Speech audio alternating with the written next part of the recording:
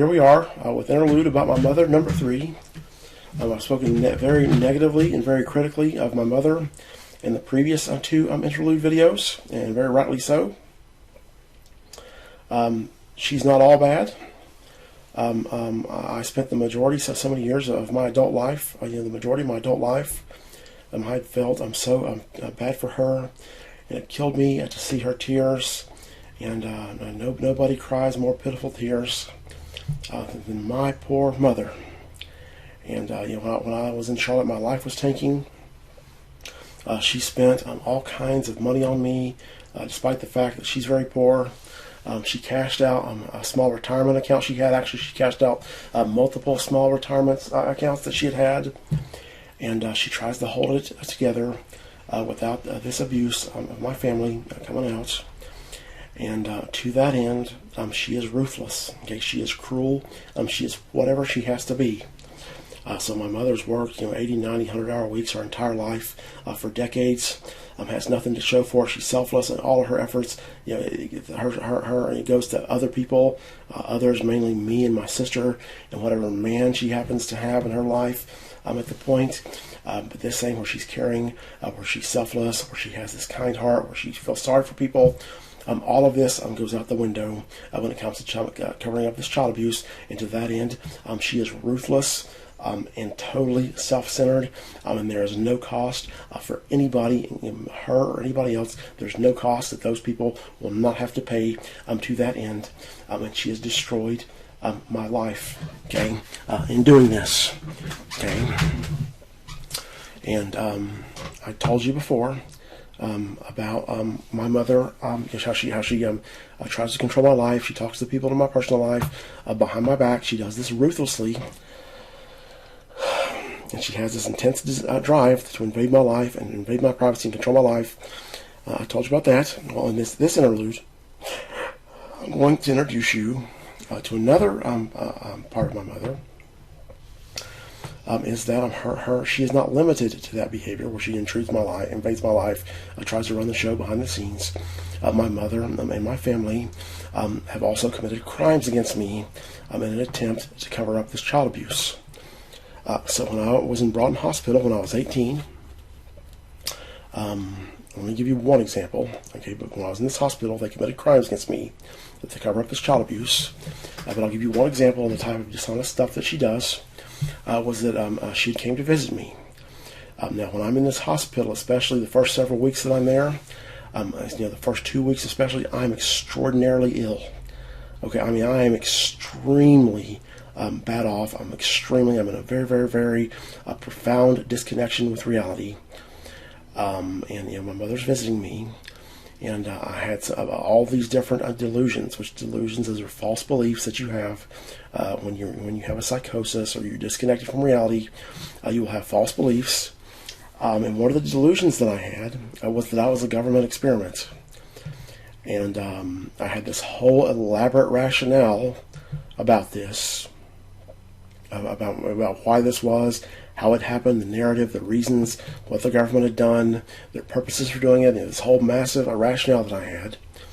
And my mother, we're talking on a couch in the hall of this hospital, and about 6 or 10 feet away from us, there's one of these technicians sitting on a couch, an older fellow who I liked a lot. He was an older guy, probably in his 50s, I would say. Had an Irish accent, but he was sitting on the couch. And I'm talking to my mother, and I tell her about this delusion. I think of a government experiment. I give her my whole rationale, all the events that added up to this. I give her the whole thing, and I ask her if that is true. I know what my mother does. So when I ask her this, she acts like she's going to start to nod her head, but she freezes, and she looks very, very, very intently at this technician in the hallway. And she's watching him real close to make sure that he doesn't see her, tell me that this is true. And when she has her opportunity, when he turns her head, she nods her head yes. And I think she might have told me yes, but she nodded her head yes or told me yes, but possibly both. But she told me this was all true, all the stuff that I thought was true. And again, she does this after she makes sure. She's watching this guy, this technician, very, very, very intently, and she takes her opportunity. When he turns around, she doesn't want him to see her telling me that this is all true. After me and my mother conclude our visit, we stop talking. It's time for her to leave. She tells this technician, "Sir, can you come out here and help me with some directions?" So the technician follows her. I'm at the door of the hospital. And what's happened there is this thing about, "Sir, can you have me some directions?" This is a fucking lie. Okay, she's doing this to cover up what she's doing. She doesn't want me to know what she's doing. And when they've got outside, what she's done, she said, "I want you to listen to what my son thinks. He told me this and this and this. He's a government spirit." Give her all these other explanations. And he's just real bad off. My mama didn't do any of this stuff to him. Okay, that's what she's done. Now, that may or may not be criminal there. I don't know. For sure, it's extraordinarily dishonest. But whatever it is, this next thing I want to tell you is for sure a crime that my family, my mother and my grandmother, I'm not sure who else, helped in this scam. And the money came from my grandmother. My grandfather had recently deceased, and he left her a lot of money. And but my family had paid the technicians at this hospital to do things to make me think that all of the stuff that I thought was true, and to do things to basically to get me as confused as I could possibly be, to think all the things that I thought were true. And the purpose of this was to make me out to be as mentally ill as possible. Okay, because my family's defense for this child abuse that I suffered, the abuse that I suffered, their defense is that I did LSD and I got bipolar disorder type 1 and my mind's not right, and I just think this, okay, that they try to play this off to be a symptom of my mental illness. Okay, my belief that this abuse occurred, which is absolute bullshit. This tactic of committing crimes against me and then telling me it's a symptom of my mental health condition, this is the most despicable, disgusting, cruel, repulsive behavior I've ever seen in my life. And at the present time, it appears that nobody is above this. Okay, for sure, Wells Fargo is not above it. For sure, these thugs at the Justice Department are not above it. For sure, these thugs at Atrium Health are not above it. Okay, for sure, the thugs at Novant Health are not above it either, as we'll see. Okay, but that's and I can't explain to you, or at least I don't want to right now, how I figured this out about them paying them off. It's complicated. You might not understand it. Maybe I'll do that later on request. Maybe I will.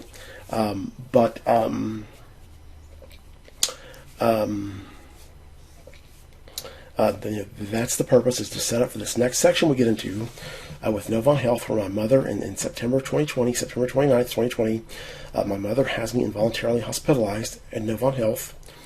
And this is the beginning of the cover-up. We won't see that. We'll see in this next video, in this next set of videos about Novant Health, you're going to see blatant evidence of deliberate, very obvious crime on the part of Novant Health, serious healthcare fraud. We'll go over Novant Health, this IVC stay, in September and October of 2020. Then we'll transition into some different sections, and then later on we'll return back to Novant Health and to the healthcare fraud. And by the time that you've seen everything that's taken place at Novant Health, what becomes apparent is that the US DOJ and Wells Fargo have gotten in with Novant Health. In a sense, it's almost like they've taken it over. Okay, but they're using Novant Health for their cover-up. They've got somebody very high up in Novant Health, to authorize them to use their hospital, and multiple employees at Novant Health are in on this. That will become apparent in this healthcare fraud that occurs in the next set of videos at Novant Health in September and October 2019. 2020. This is the beginning of the cover-up. And this IBC stay was a crime that was perpetrated to that end. My mother participated in this crime. She facilitated it and cooperated with Atrium Health in committing this crime, and you will see the evidence as we get into that section. So we're back, and the zip file for this one is the Novant Health IVC stay zip file. I'll click on this folder here. You'll have this zip file on your spreadsheet, and I may add some more documents to this as we go along. I'm getting sloppier and sloppier as we go along because I'm getting sick of this project. I had misspoken in the last video. The involuntary stay at Novant was on September 30th. I went to the ER on my own on September 29th. And it was September 30th that I was sent to Novant Health.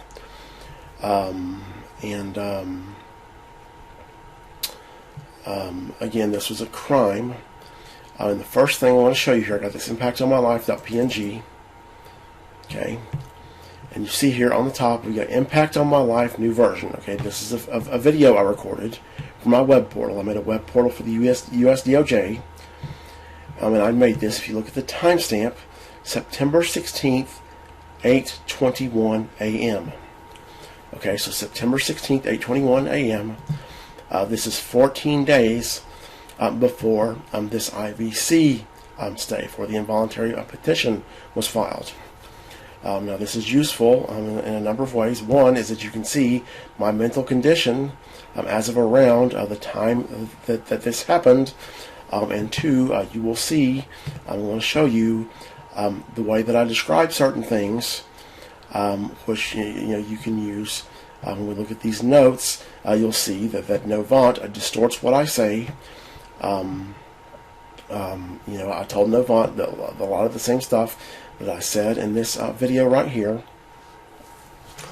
And you see it's 59 minutes, 19 seconds. But I told Novant a lot of the same stuff, and they deliberately alter what I say to make me out to have symptoms of mental illness. Okay, and so I've got a document prepared for this impact on my life, new timestamps. This is going to take us to a YouTube video, and I want you to watch some things here. So I want you to watch here. This is on 9/16/2020, this first video. I've got it bookmarked. And I've got the times here, and I want you to see how I say that mom is involved in atrium scams, and I say that my hospital is on the line for multi-million dollars for the felonies that they engage in and that my mother is a part of. Okay, that's the takeaways here. Body else, which right now, by the way, my mom is I'm very, very convinced she's in contact with these people at Atrium. She's kind of part of helping them run their scams. The reason I say that is that Atrium has very recently they've got this thing where my number is automatically rerouted to a line that is never answered. Okay. Now immediately preceding this, I had sent something to my mother about would you please? I said I need money. It's like I'm dying here, and I'm sick of feeling sorry for you. Okay? I don't feel sorry for you anymore, but I'm having to get your money, because you have to cash out your IRAs and stuff like this, because my hospital is on the line for multi-million-dollar felonies, for multi-million-dollars for the felonies that they engage in that you were a part of. Okay, so go turn my damn hospital in, okay, and stop worrying about your 401k and all this stuff.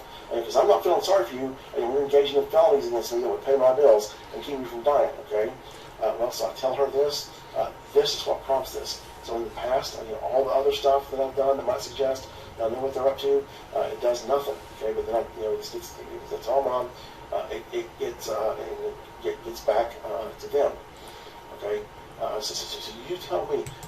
Okay. So there, notice that I say that my mom is helping Atrium with their scams.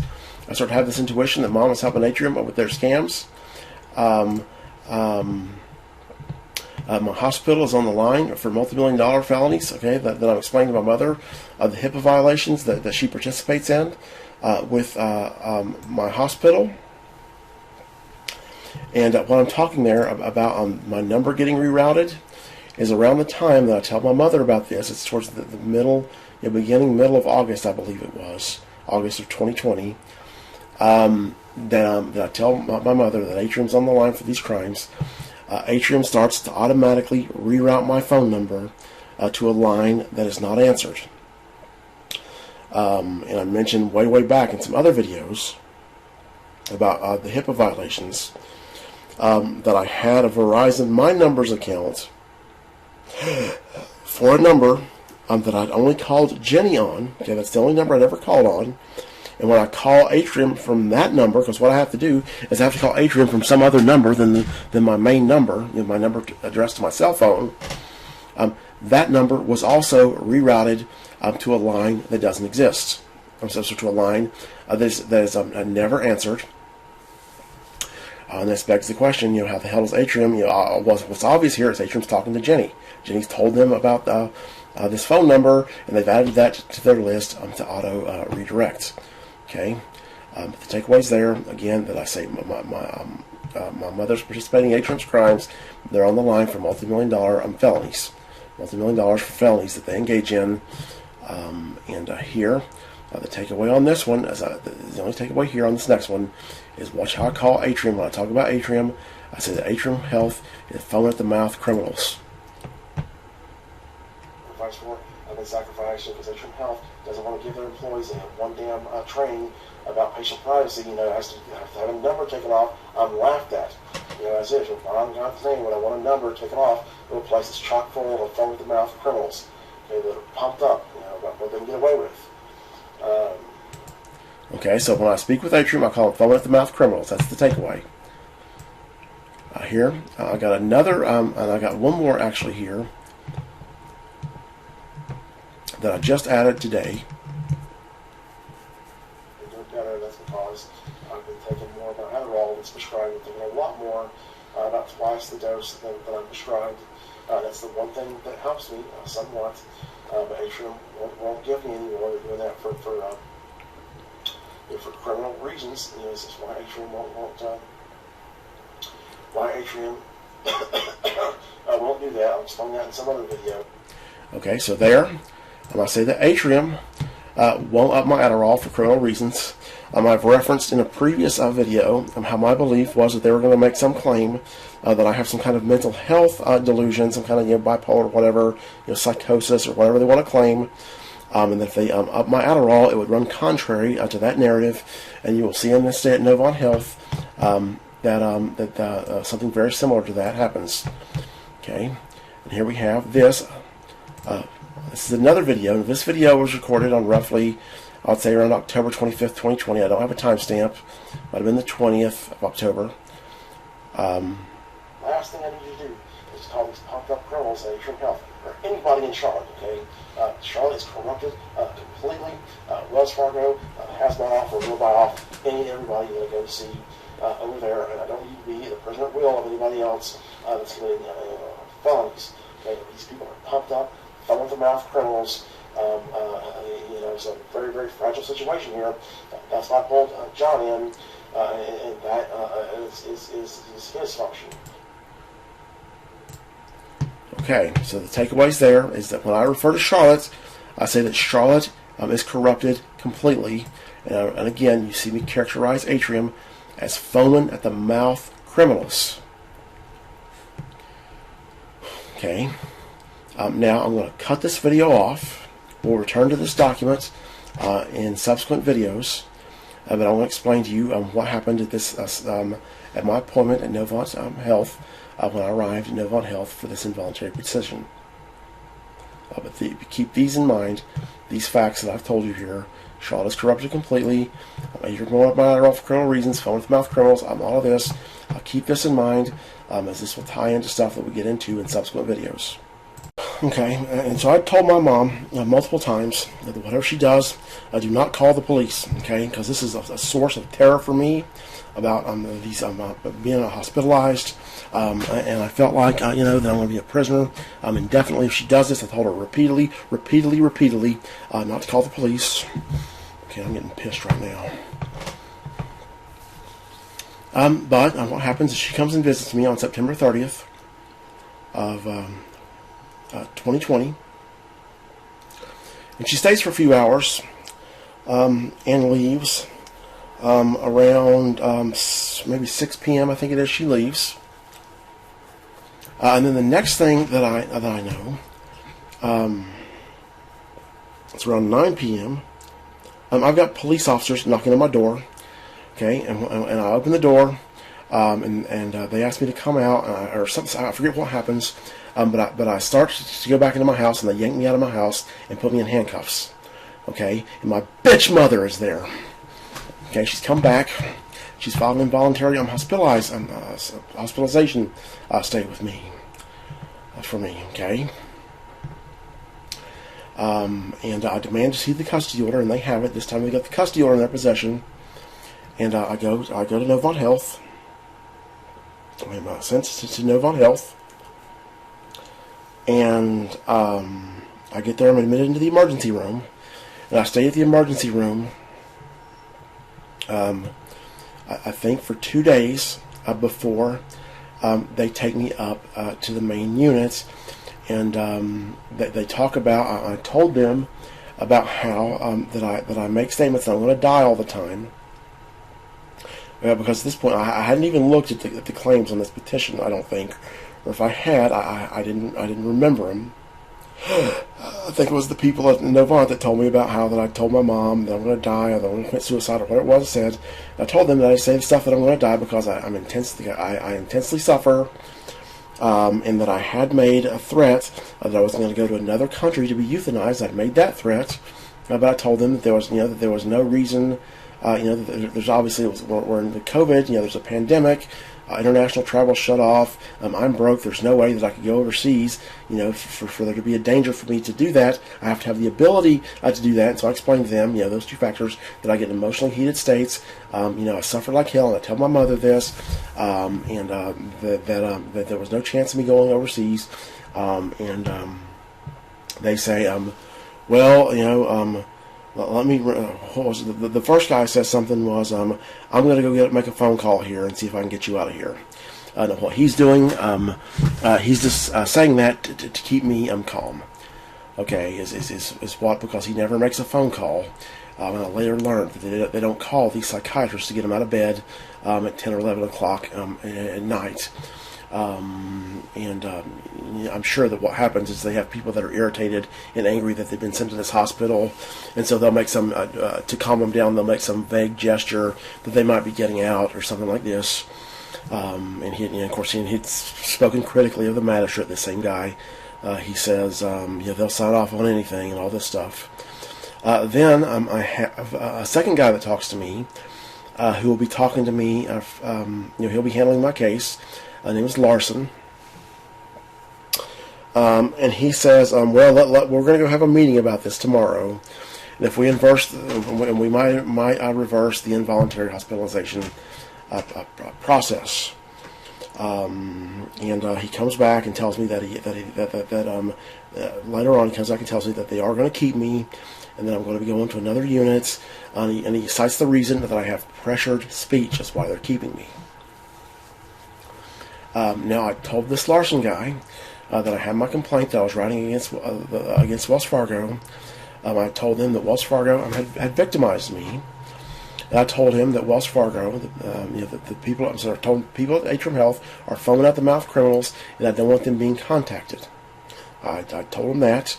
And I told him that Charlotte had been completely corrupted for me. Okay,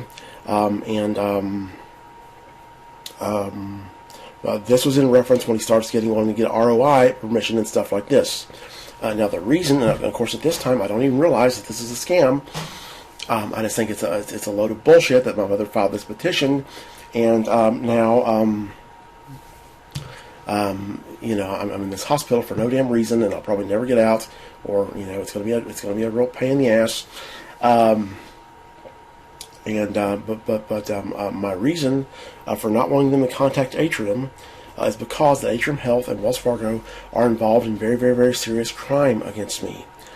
Okay, as I've explained before, what I've realized about Wells Fargo is that their resources are so enormous that they can corrupt anyone. So if you're watching this and you're old enough to remember back when Ed McMahon ran the publishers, or whatever his name was, ran the publishers clearinghouse sweepstakes, they would be on TV and they would show him pull it up in somebody's driveway to show them $1 million check or a $10 million check, and you see how these people behave. They start jumping up and down and screaming and spinning around in circles, and it's like they're what do you say? What's the word?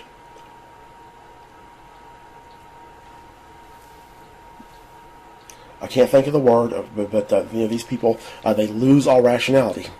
Okay, and that's how people are when they deal with sums of money. As, regular people that make 30, 40, 50, 60, maybe even up to $100,000 a year or beyond. That's how they react to sums of money that large. They lose all rationality.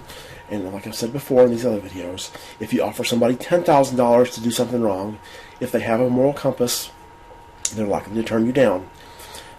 Somebody without a moral compass, I will take the $10,000. If you offer somebody $20,000, then if they got a moral compass, they might turn you down. $30,000, they might turn you down. But at some point, when you get to $200,000, $500,000, $1 million, $10 million, sums like that, you get to the point that no matter if somebody has a moral compass or not, they're going to take the offer. Okay, they lose their rationality and they will commit whatever crime that you ask them to commit. Okay, and I'm already aware of Wells Fargo's strategy in Atrium Health that they're trying to make me out to have symptoms of mental health conditions. That they have every incentive to have me hospitalized at one of these places, and make me state for the record that what I believe about Atrium's house crimes, what I believe about Wells Fargo's crimes, that that's some kind of mental health delusion. They have that incentive, and that's why I don't want them talking to the people at Atrium, because in my mind, what's going to happen is, and again, at this point, I don't know it's a scam. Is they're going to contact the people at Atrium, and one of these people at Atrium is going to tell one of these technicians, "Hey, how would you like to have $1 million?" Okay, and then of course the person will take it, and they'll have them involved in crime, and that was the concern. Okay, and that's a very, very rational reason. That's I think you can agree that my reasoning is perfectly rational there. That Atrium Health and Wells Fargo are coordinating in crime. They committed a massacre of very serious crimes against me. They're trying to use the mental health system to cover up their crimes. They got these extraordinary resources that they're going to take every opportunity that they have to commit crimes against me. And so I don't want these people at Novant talking to them, because, again, they're going to be offering them $1 million. And Novant Health is going to become involved in crime. That's what I'm thinking at that point. And I told them also, about Wells Fargo kidnapping me, and I gave them my legal arguments about the elements of the crime. I talk about the timestamps on the involuntary hospitalization on the custody order. I talk about the timestamps being the same. Okay, and so I tell them all of that, and I tell them about Wells Fargo illegally attempting to get my health care records through Atrium Health. I tell them what happens there about her asking for my social security number. This whole legal argument that I've given you as to why, the legal argument, and also the deductive logic-based arguments that I've given you about, that the only purpose she has for my social security number is to order my medical records and file a Medicaid application. She's claiming to need it to remove a phone number. I'd already denied Medicaid at the beginning of the call. All of this, I told them. So when I get to another very relevant detail is it was for at least one night, I think it might have been 2 nights, when I was at this emergency department, when I was in the emergency part of the hospital, the emergency room, they denied me medication. They would not dispense me medication, and I think their excuse was something about I have diabetes, or some garbage they said. I don't know if that's suspect or not. I don't know the procedure at these places. I'll tell you that when I went to Atrium to their inpatient units, they immediately gave me medication. And if there is a nefarious purpose to this, to not giving me the medication, the obvious purpose they would have would be for me to be without medication, so that I would start having symptoms that would be visible to the rest of the staff that's not involved in this scam, which, as we'll go along, for sure, this Larson guy was involved in this scam. And then at the unit that I'm at, after I leave the emergency room and go to the new place, this guy, Nathaniel Carter, he is also, as we'll see, he's involved in the scam. And I told him the same things that I've just told you about Atrium Health, their crimes, the kidnapping, all of this. And of course, the fact that I want ROI for Kathy, for them to talk to Kathy, doesn't hold them back that much because Novant Health and Atrium Health have a healthcare information exchange where they can see one another's records. So Novant Health, these doctors, they're able to look at my records, and so they can see everything. Now, when I'm on the second unit, Nathaniel Carter comes in there. He's my doctor. And he starts to talk to me, and again, I explain to him the things I've explained to you, and I talk about my history, and I give him a monologue. Okay, I sit there and talk for 5-10 minutes, a monologue, and part of this, I start to talk about some of the painful details of what happened to me at the mountains, and I start to tear up a little bit, and then I transition to another part of the story, and I kind of calm down. But at the end of this story, after I finish my monologue, Dr. Carr says, that they said downstairs that you had pressured speech, and he said, and I just had to redirect you there, and that you had, he mentions this thing where I start crying, and I start to tear up, and then I become calm again. Okay, so first off, I don't know where the hell he gets that he had to redirect me. I gave him a monologue. He doesn't say a damn thing. Okay, and it's totally normal when you're talking about something. If you're talking about something that's sad that happened to you, and of course I explained this to him, that's normal. Okay, and I told him about the kidnapping. I gave him my legal arguments, and I mentioned to him how the timestamps on this petition were forged, about the conversation that had ensued with the officer and the guy at the door at Atrium. I told him about that. So I'm at this hospital for it's about 3 or 4 days total, I believe. We'll see that when we get in the notes. They'll have the days that I stayed. I believe I stayed until October 3rd. And I interact with the staff. We have recreation time. And towards the end of my stay, and of course I have PTSD symptoms while I'm there too. And I would have told them about my PTSD symptoms. It's another thing that I would have told them. And I was having PTSD symptoms very severely while I was at their units. But this turned out, by about day 3 or so, a day or two before I leave, and it might have been more than 3 days I was there. But I started to feel good about this because what happened is I'd been in my apartments this whole time with these horrible traumatic stress symptoms, and I fell into a real dark place, a place of dark despair, and I had this destructive mindset where it's like I want to destroy Wells Fargo, destroy everybody, I'm destroyed, I'm all of this, and being away from my apartment, being in the presence of other people, and this setting had me kind of escape this dark mindset that I'd had. And I'd start to see things more constructively, and so I was I was in a really good place by the time that I left this hospital. That I was the time that I was set up to leave this hospital. What happens, however, is as they're processing my discharge stuff and getting me ready to go out the door, probably an hour leading up to where I go out the door to go take a cab back home.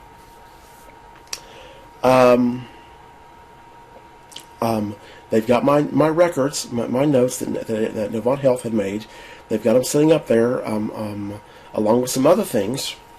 And I see on there how that this guy Larson had put on there that I had told him that Charlotte was full of evil for me. Okay. Now this is fraud. He's doing this to make me appear to be mentally ill. And what I chalked it up to at that time was that this hospital was just making an excuse to keep me. Okay, they had no valid reason to keep me, and so they're going to make it out that I'm mentally ill by saying this. And their motive for keeping me was that this hospital, they're booking revenue. Okay, that these nonprofit hospitals, they have a parallel set of incentives. They behave just like profit-driven hospitals. And while I was down there in the emergency room, Larson had ordered this pointless test to take an electronic, an EEG of my heart or something like this. Again, this is totally pointless, at least in my mind. He's just doing this because he gets to book more revenue, and so that's the light I'm seeing Novant in. They've made an excuse to keep me there so they can do a bunch of useless tests and run up a big bill and book some revenue, and that's why that he made that fraudulent note. Which, of course, I told him that Charlotte has been completely corrupted for me. That's how I described this. And so this obvious distortion of what I say was meant to make me sound like I'm mentally ill.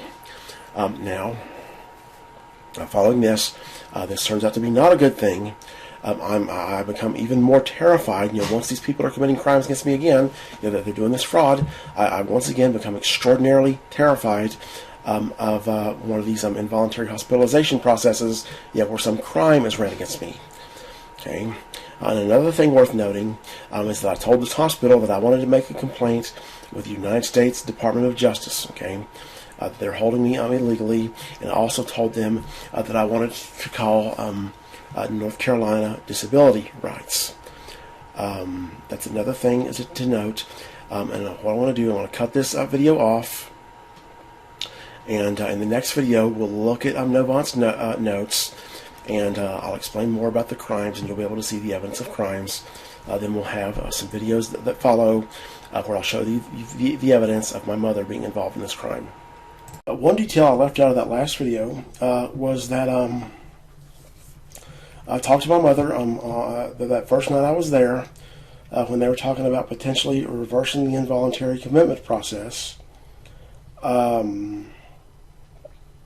I had talked to her on the phone, and she told me this is the first time I was introduced to this at this time in the hospital.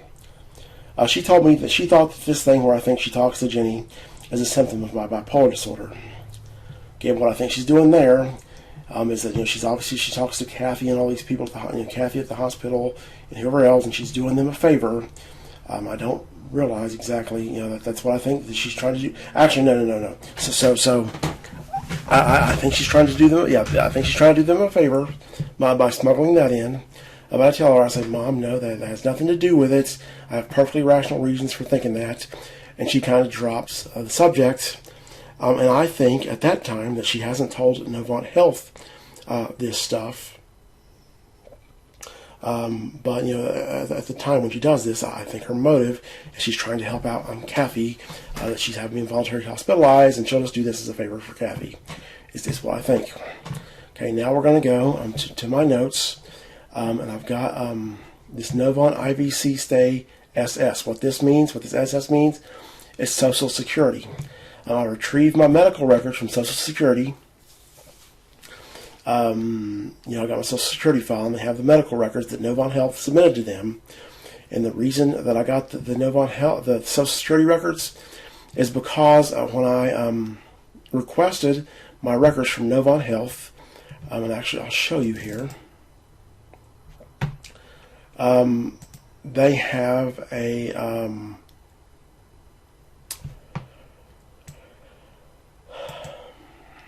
there's a Dr. Carter filed a request. I'm going to get this off of my screen right here in case a phone number comes up.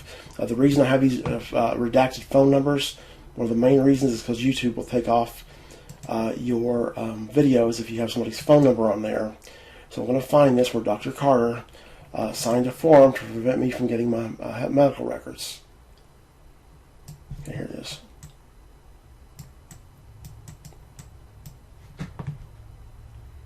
Okay, so I'd requested these records in April of 2021. And here we have a denial of access to patient information and appeal form. Okay, so here, this entire encounter, and it looks like signature. I guess this is Nathan Carter that's requesting this.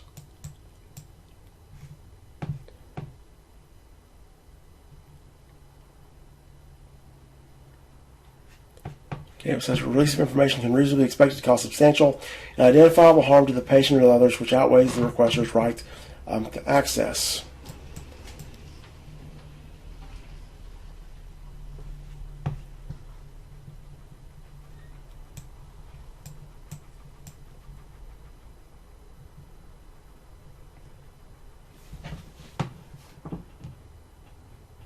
Okay, so here I can file an appeal unto this. Okay, and this is request is denied in part. Okay, so he's tried to deny me the entire encounter with Dr. Carter. Okay, and so it looks like that was there from October 1st to October 6th, it looks like. Okay, so I requested this on March 24th. Okay. I got my records from Social Security, and I'll have the parts that he denied me, which you can look at this. These are these part 1 and part 2. That's what I got from Novant Health when I ordered them, and they give me a pretty decent amount of records, but they did leave out some of them. So we'll go to these records from Social Security. I've already told you about my appointment and what happened. I've already showed you my YouTube videos where you see how I characterize things.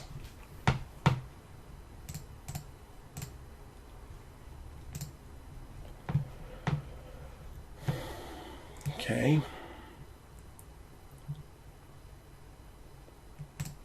And hopefully YouTube won't take this off over those numbers. I get sick of this. I gotta delete every phone number. Okay, and you notice here how they've got me amphetamine, delusional disorder, and delusional disorder. They all of a sudden diagnosed me as this.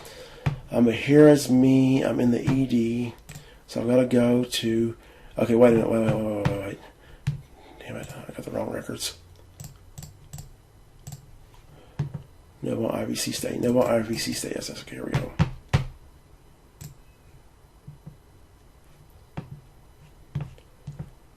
Okay, amphetamine, delusional disorder, suicidal ideations. Okay, I'm not sure what's going on here. Let me get this up here to 125%.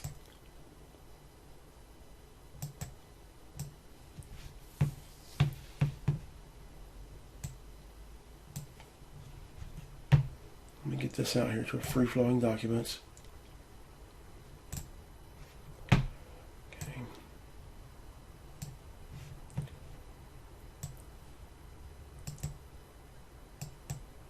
Okay, we got a hospital encounter.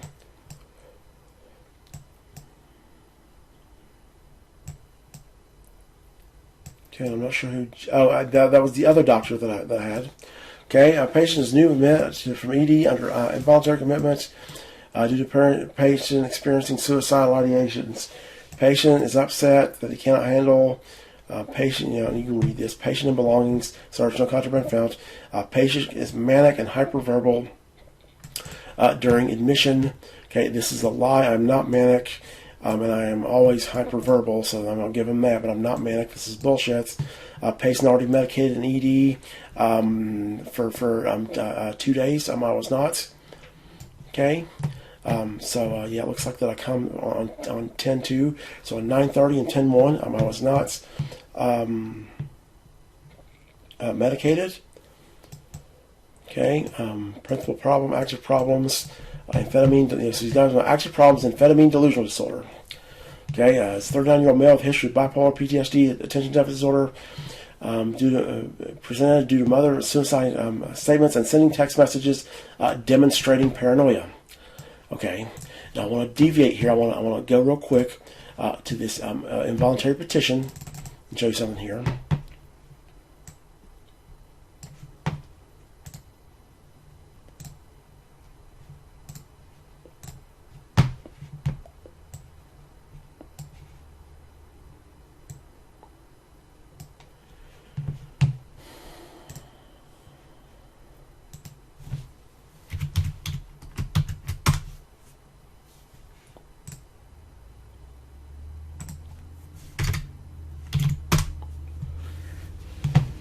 Respondent has a history of mental illness and has previously been hospitalized. He stated that he has been overtaking his prescribed medicine to help him to sleep. He is unable to sleep, and also has suicide ideations stated by his mother. Once he pays her back, he will get stated to his mother. Once he is able to pay her back, he will get medically assisted suicide. Okay, let's see what else we've got here.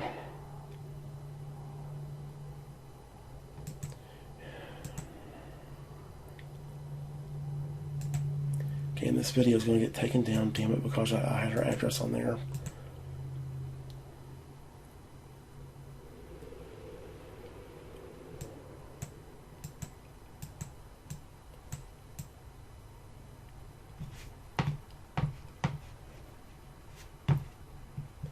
Okay.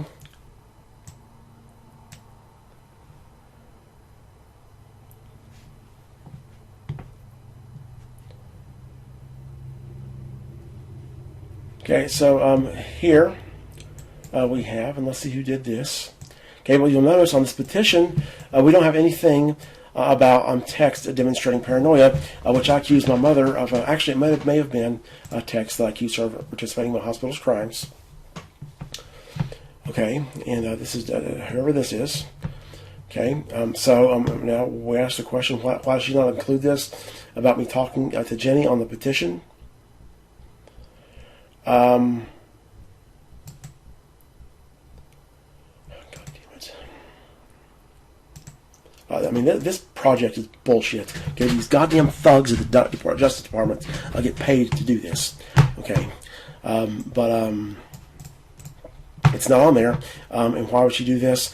Well, in case she ever gets found out, if this would be perjury, I'm not sure to what extent it's a crime for her to say this to these people at Novant Health.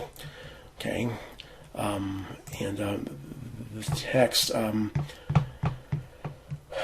demonstrating paranoia. Okay. Okay, disordered, bizarre behavior that interferes with ADLs to such a degree that the individual cannot survive outside the hospital setting, and psychomotor dysfunction. Okay. Acute suicide or self-harm risk. Okay. Acute self-care deficit risk. High substance abuse risk. Impulsiveness, high-risk diagnoses, social isolations. Okay,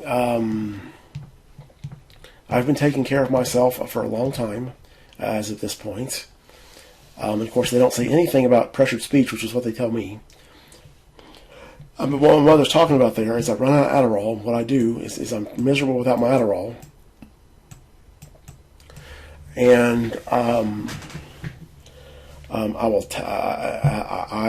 at times will take a double dose of Zyprexa to have it put me to sleep, is what she's talking about there, so that I can sleep through my withdrawals. Okay, and here, continued psychiatric hospitalization justified due to continued danger to self, continued danger to other. Okay, and I'm not a danger to others, I don't know what the hell they're talking about. Continued danger to other, and high probability of danger if the...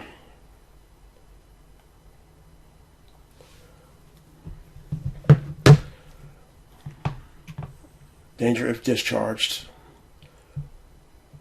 Continued danger. I'd like to know how the hell I'm a danger to others.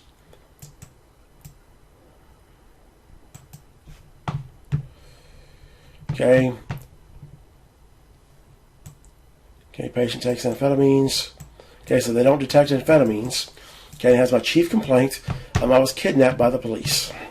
Okay, and so here, we can read along here. Leonard Williams is a 39-year-old male with a history of bipolar, PTSD, ADD, who presented the ED I received due to him making suicidal intent statements, sending text messages demonstrating paranoia, writer discussed indication for inpatient psychiatric admission. Leonard reports that he believes his mother petitioned him because of the passive suicidal ideations. He reports to her, he stated, I have PTSD, and I'm disabled, it's Wells Fargo's fault, they broke the law. He reports disdain for Atrium Health due to them illegally providing my medical information. Okay, I never said those specific words. I told them about how Wells Fargo had attempted to get my medical records to Atrium Health through their finance department. This is a misstatement. Additionally, he's upset due to his outpatient psychiatrist not increasing his Adderall dose. He admits he does not work, but feels that Adderall is helpful for his PTSD. Patient is pressured in speech, circumstantial, with him often being tangential. Excessive information provided. Okay, that is all accurate, with the exception this pressured speech is likely not accurate. Okay. There are 2 instances where the patient suddenly stopped speaking, closed his eyes, became tearful, then restarted speaking in a similar pressured fashion. Okay, and of course, I explained that to him, and I don't recall 2 instances. I recall 1 instance. Okay.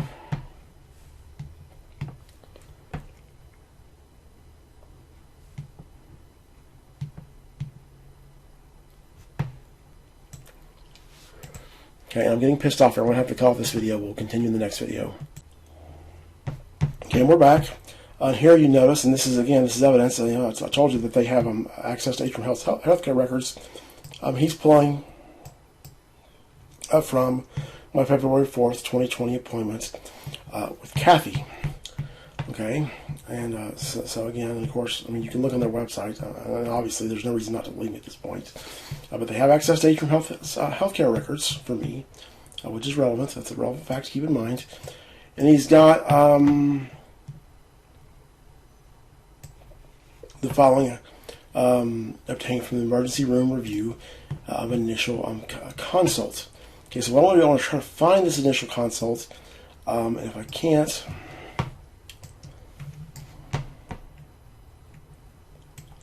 If I can find this, we're on page 3. I'd like to read the whole thing in its entirety instead of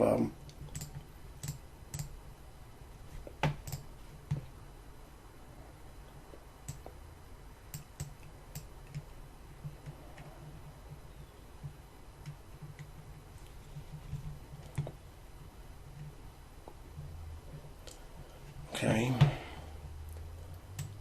Trying to find this.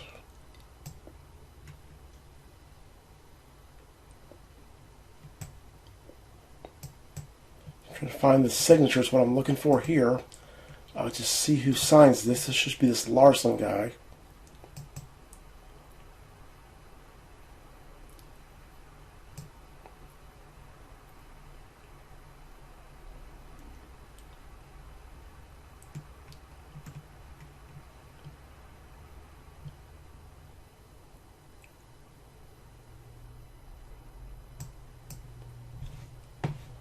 Okay, so this is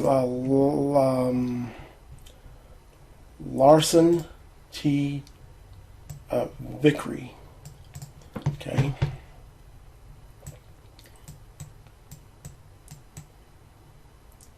So let me go back up here and read this.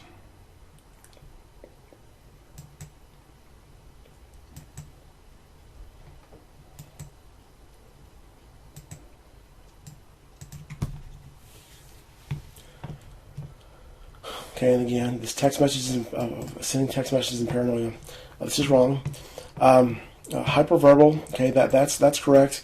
Manic. This is a deliberate lie. Paranoid is a deliberate lie. Okay, Stacy struggles from severe PTSD. Is a victim of workplace abuse and bullying. That is sort of fair, I guess, to say that. I didn't put it in those terms.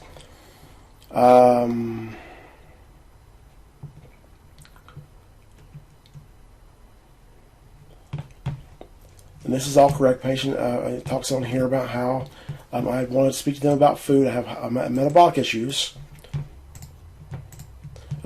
States I know my rights, and you have no legal justification for keeping me here. He needs to be discharged due to financial and life issues outside of the hospital he needs to take care of. That's correct. Okay, admits to texting his mother due to PTSD. That's correct. Okay, and he gives all this, talks about my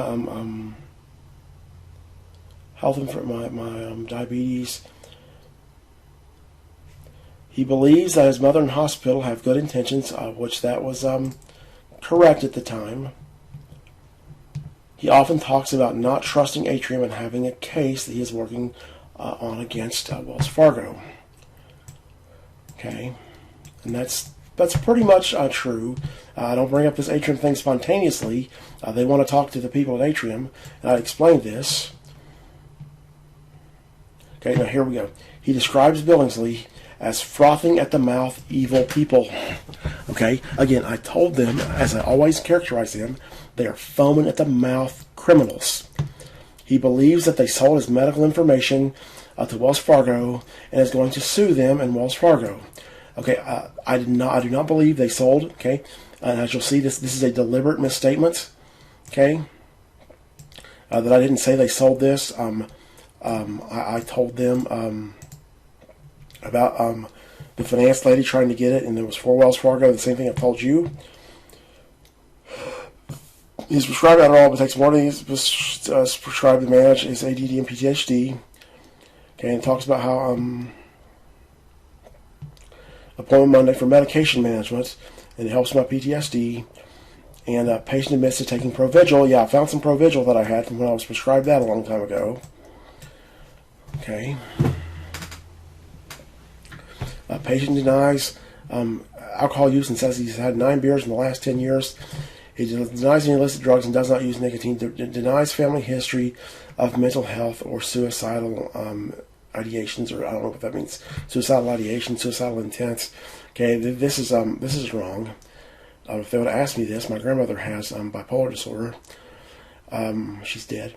Currently lives alone in an apartment. Is supported by mother and friends that live in the mountains of North Carolina. In designs websites, he has a BSBAD, claims to be part of a 112 plaintiff case against Wells Fargo. This is bullshit. I told him that I had a 112-page complaint that I was typing against Wells Fargo.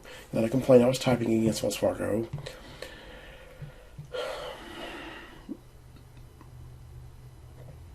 Yeah, and I want to phone call a lawyer, and I don't want to call the U.S. DOJ.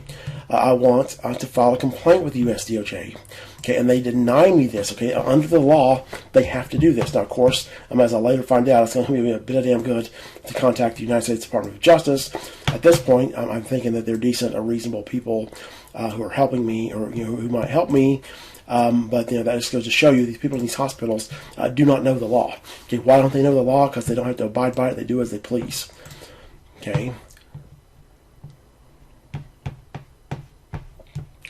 Per Mom Angela, he has told her that he will commit medically assisted suicide, manages PTSD or bipolar, as well as the patient's paranoia. The patient believes that she and a Jenny are working against him. Okay, I've never, ever made a claim that my mother and Jenny are working against me. I have claimed that my mother has talked to Jenny, and she's done it behind my back, as she has done with other people my entire life. I've never known anything at all about working against me. Okay, she's also unsure, then this is all bullshit, unsure if the case against Wells Fargo is real as part of paranoia. She wants him to get inpatient care so his medications can be adjusted and he can get the help he needs to be happy. Mom knows of John Mongiel and will reach out to him to contact Novant now that a release of information was signed by patients.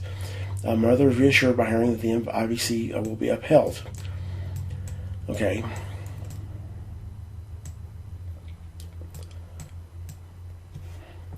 Okay, a current past psychiatric provider, medications from Kathleen Pennison, states he does not trust her.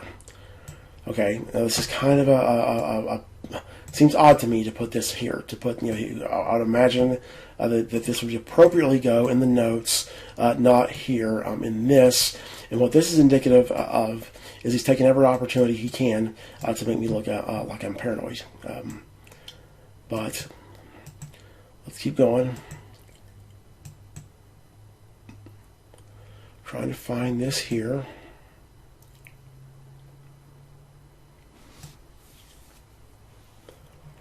Okay, and it's interesting here how he puts no evidence of delusions. That is interesting.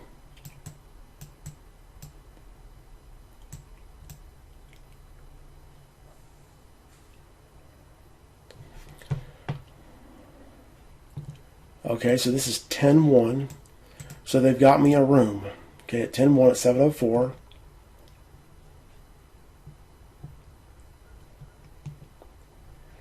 This is kind of accurate right here. Okay, so it's 9:30 and 10:01 is when they don't give me my medication.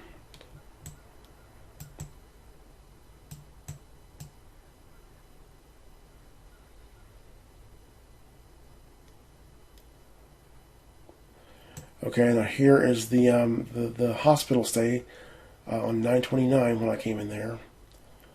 Okay, I'm going to scroll down past all this.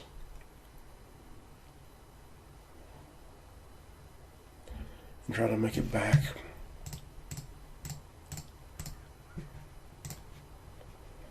Try to make it back to my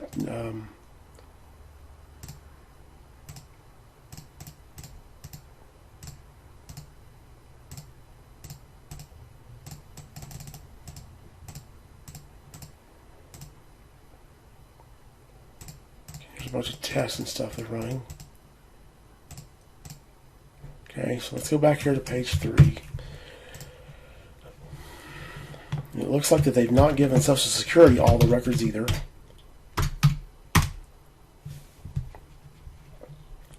So let's go back to, okay, so here. Okay, so here we go. Frothing at the mouth, evil people. Okay, the next thing.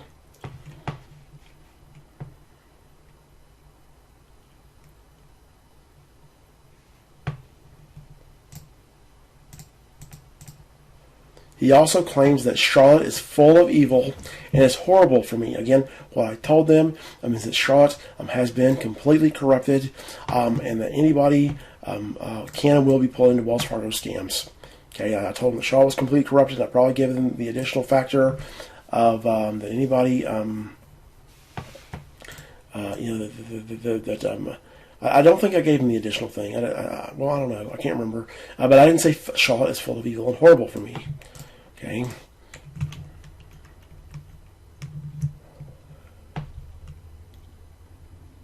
Okay, poor managed PTSD and signs of paranoia. Okay, this is bullshit. Okay. I'll keep going with this evil here and see what else I can find about this.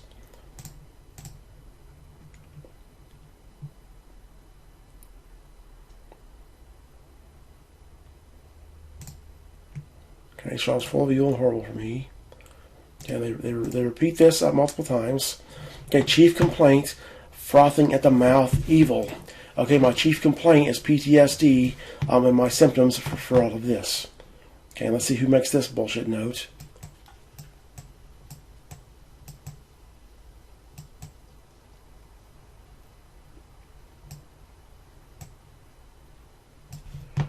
Back here, was this signed back here?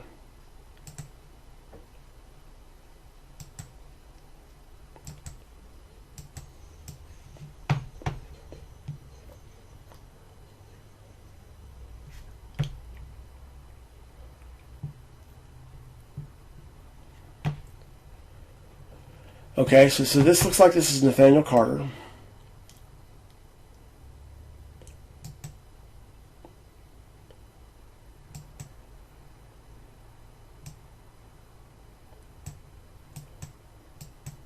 Okay.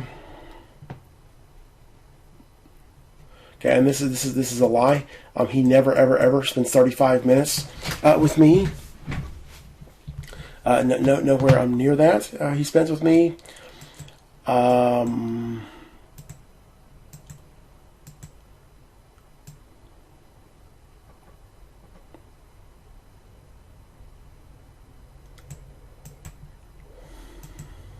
Okay. So here we see that we see these fraudulent notes. Okay, they're calling. They're saying that I say the atrium is frothing at the mouth, evil. I say that they're foaming at the mouth, criminals. And remember that I give them my reasons for this. I've got my cell phone in this hospital with me. Okay, it's with my belongings. I've got the call with Shirley on my phone if they wanted to hear it. They can pull this petition because I give them the argument. And you notice how my argument about the times being the same on this petition are not in there.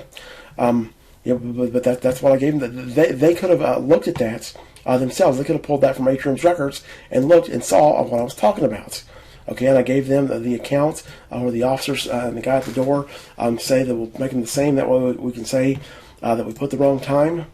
Okay, and so what they're doing is they're laying the groundwork. They're making, this is the first claims that occur. and again, I've been making these statements to Atrium since 2019. These are the first claims that occur that I have paranoid or paranoid delusions, that bullshit. I'm like this. And given that they're obviously distorting what I say, okay, so you could make an extreme stretch, okay? You could break your freaking neck and say that when I say that Atrium Health is foaming at the mouth criminals, that they somehow misinterpreted that into frothing at the mouth evil. Okay, now you're breaking your neck, you're going well on a limb there. That's ridiculous, but you can just barely, you can do that. Okay, but when I say that Charlotte has been completely corrupted for me, you cannot, okay, there's no way that you mishear that and interpret that as Charlotte is full of evil.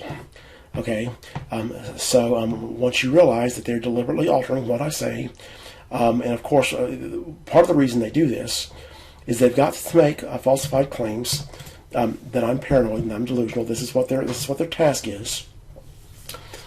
And instead of winging it and thinking of their own thing to say, it's easier just to take what I say and distort it. I can give them the raw material to put in these notes, and they can just alter it to make it look like that I'm paranoid and all this other garbage they say.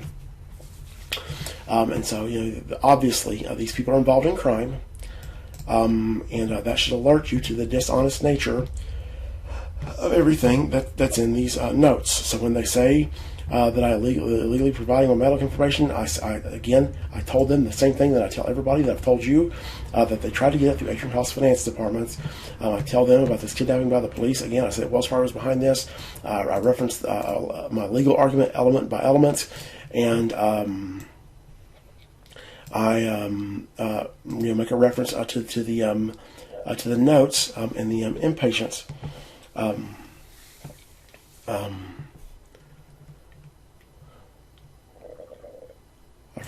make a reference to the times being entered the same, and all the same argument that I've told you. And so this is obviously this functions as part of the cover-up that they're starting to make claims that I am mentally ill. Okay, that I have mental illness symptoms, paranoid delusions, and bullshit like this. And I'll let you read these notes, because you're probably sick of watching this video. But they have these recreational therapists that we go on rec time, and I talk to them, and other people that talk to me, and I don't come across to them as having any sort of paranoia at all. And the reason for that is because they're not involved in this scam. Okay, Nathaniel Carter is involved in this scam. This Larson guy is involved in this scam. You can take that from the way they distort what I say and their bullshit notes. And if you want an honest opinion, look at this the recreational therapists and stuff like this that talk about me. And I was having severe PTSD symptoms in this hospital, and they try to claim it was mania. I was eventually able to talk them out of that, although he still doesn't reference my PTSD symptoms in here. I don't think I was able to convince Nathan that I have PTSD symptoms, because he was trying to give me lithium, but I don't think that they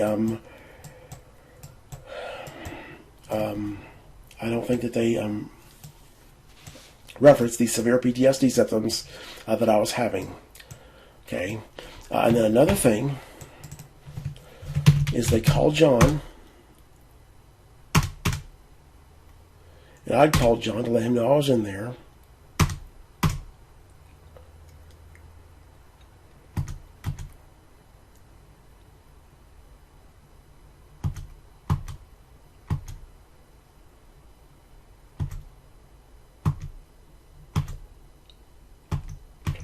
Try to find this note.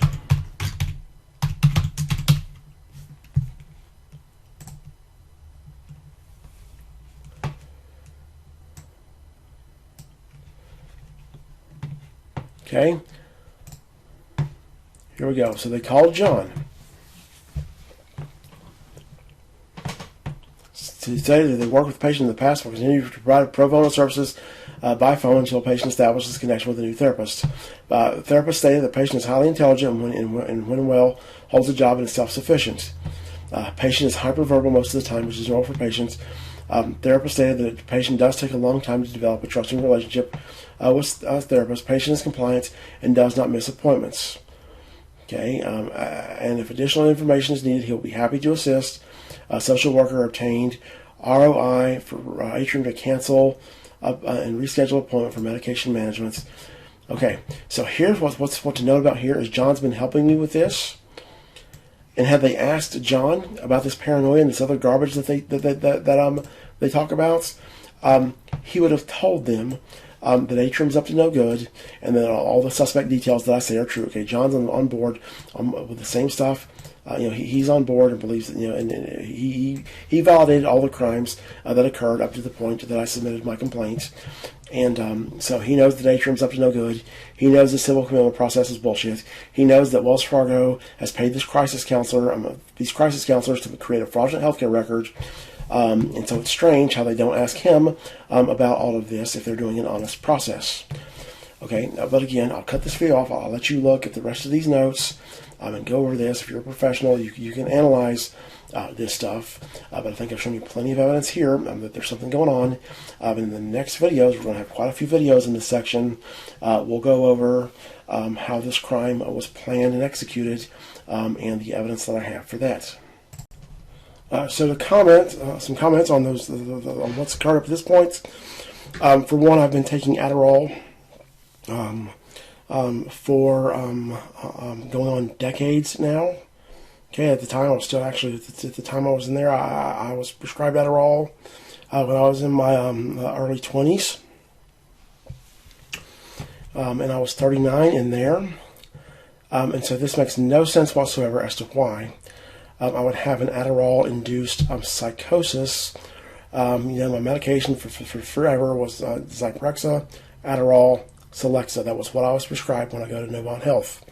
Now, he puts me on a bunch of other stuff that I eventually have to stop taking and go back on my Zyprexa and Adderall. My Zyprexa is all that helps with my bipolar type 1 disorder. I've tried every other medicine that they offer for that disorder, essentially. And for one reason or the other, they don't work. There was a medicine called Invega that I hadn't tried. He put me on that in the hospital, and that very shortly didn't work out. I had to get back on my Zyprexa. This makes no sense that I'm on the same medication regimen forever. Now, given I did lower my Zyprexa, but I've been stable on that dose. I lowered my Zyprexa in 2018. Okay, and I've been stable on a lower dose of Zyprexa forever. And in regards to taking extra Adderall, it's in my healthcare notes that my provider gives me extras.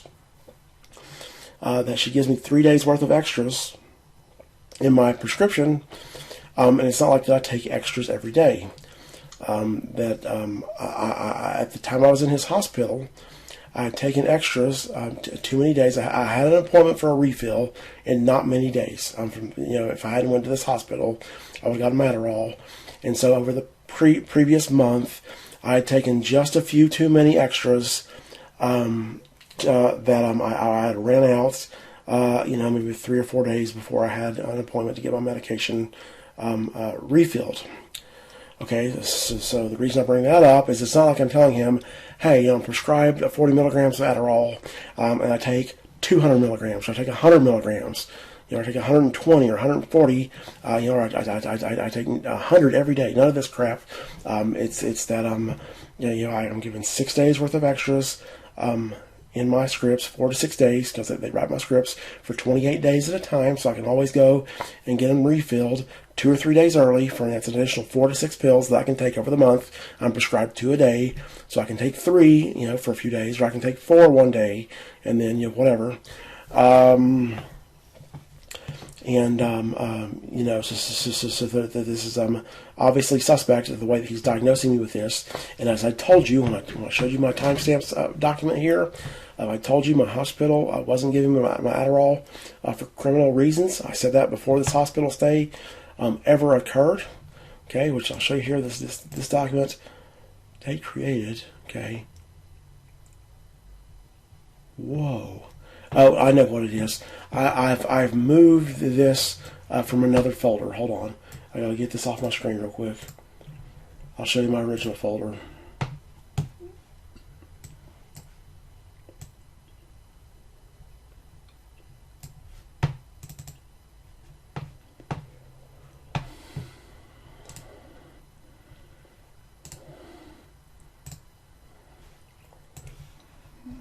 Okay, I made this on 7/3/2022. And actually, that doesn't even matter. Why am I showing you this?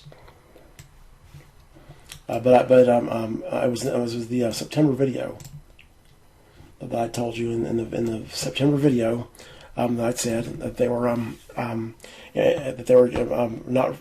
my Adderall for criminal reasons. And the reason that I didn't tell you, but that I suspected, was that they were going to try to make some claim that I have some kind of mental health delusion, some kind of paranoia, psychosis, and this type of bullshit. And that would be contrary to that narrative, and that's why they don't have Adderall. And you see here in this hospital stay, my prediction came true. They claim that I'm in an Adderall-induced psychosis. They never told me a damn thing about paranoia. There was never one single mention of paranoia the whole time I was in this hospital, and they said not one damn thing about this thing where my mother says that her and a let me go back to this. See how they phrase this.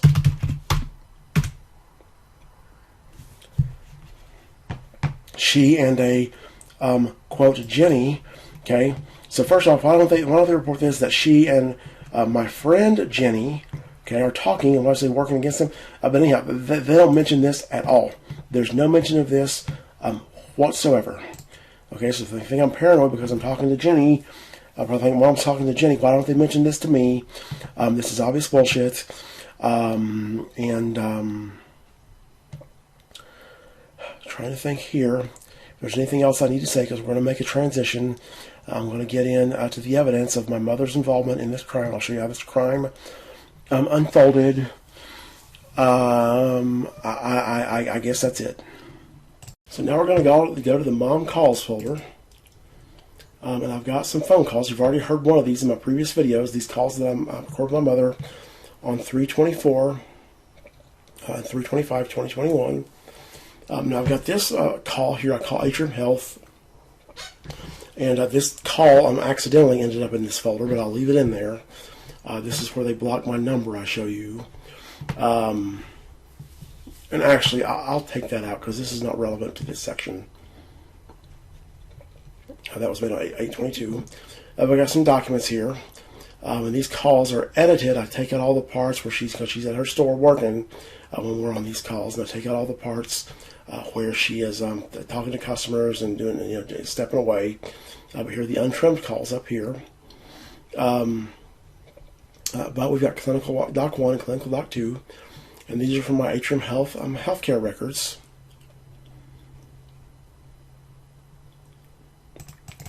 And we'll look at these.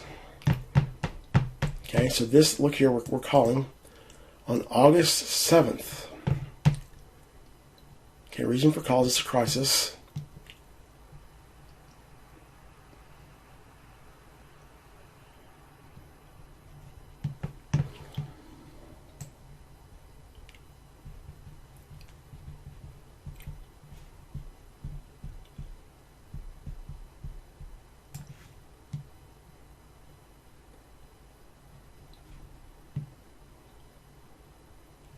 Okay, so here, this thing about me threatening euthanasia. This threat is over a month old as of the time that my mother files this petition. Okay. Okay, that's the takeaway here. Okay, and provided with a magistrate's office involuntary commitment process. Encourage a welfare check. Mother agreed. Okay, I never got a welfare check right here either, by the way. Okay, but that's the point of this. Is these threats. Now I've lost my text messages, and I'll explain to you what happened there, maybe. But I've lost my text messages with my mother. My text messages for 2020 are completely off my phone. Just about. And so I cannot, I'm 99% sure that I never, ever repeated this threat, that I only said this once. Okay. But, I threatened this on August 7th, 2020. And here we'll see we have the same claim that they used for this involuntary hospitalization process. in 2020. Okay, and I remember in my document I told you about my takeaways.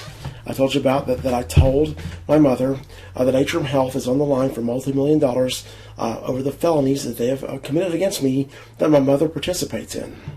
Okay, and here they say patient's mother is calling, reporting that patient is in a psychotic state. Okay, my mother does not use the language psychotic state. She doesn't know what that means. She didn't say this. Okay, Atrium is fudging this note. Okay, what's going on here is my mother and Atrium, by the way, what's going on here is my mother and Atrium are working together to commit this crime. Now, you may wonder, what's my mother's motive for being involved in Atrium? Well, again, she tries to control my life. That's one thing.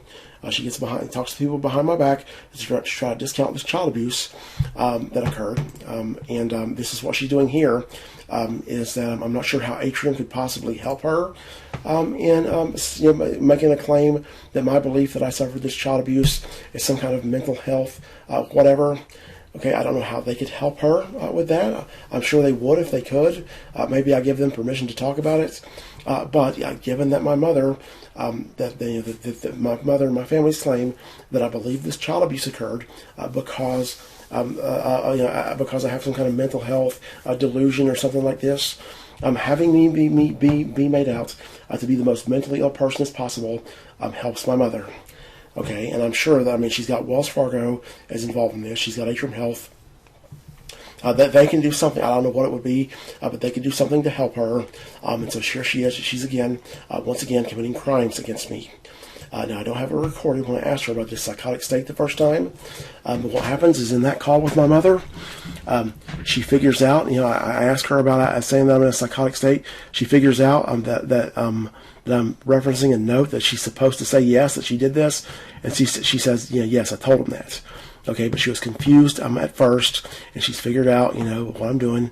And, that's why she says, that's why she said yes. But this right here, this note is forged by Atrium. My mother never, ever, ever, ever says that I'm in a psychotic state. And of course, my mother's cooperative with this. She's not opposed to them doing this at all. Okay, patient has been thinking behavioral health Charlotte OMS is against him. Again, the claim that I made is that they are on the line for multi-million dollar felonies, multi-million dollars for the felonies that they commit against me that my mother participates in.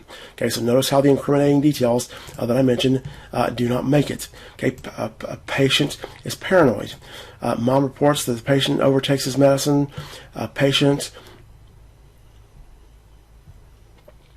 reported that he does not want to live. Patient stated to his mom, whenever he pays his mom back the money he owes her, he plans to go to another country where euthanasia is legal and commit doctor-assisted suicide. Okay. Mom reports that because of his paranoia and recent statements regarding suicidal thoughts, she's concerned he might become a danger to himself or others. Mom denies that patient is currently homicidal, denies any history of danger to others.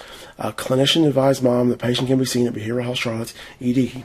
Clinician advised mom of IVC process should patient not want to go voluntarily. Clinician advised mom to call 911 if patient is in immediate danger before is able to be seen. Mom reports that she does not want the patient to know that she called. She's scared it might not agitate them. Okay, so takeaway here, make a note of this. That they advised her of the involuntary commitment process should I not want to go voluntarily. Okay, make a note of that. That becomes relevant when we get into these calls with my mother. Okay.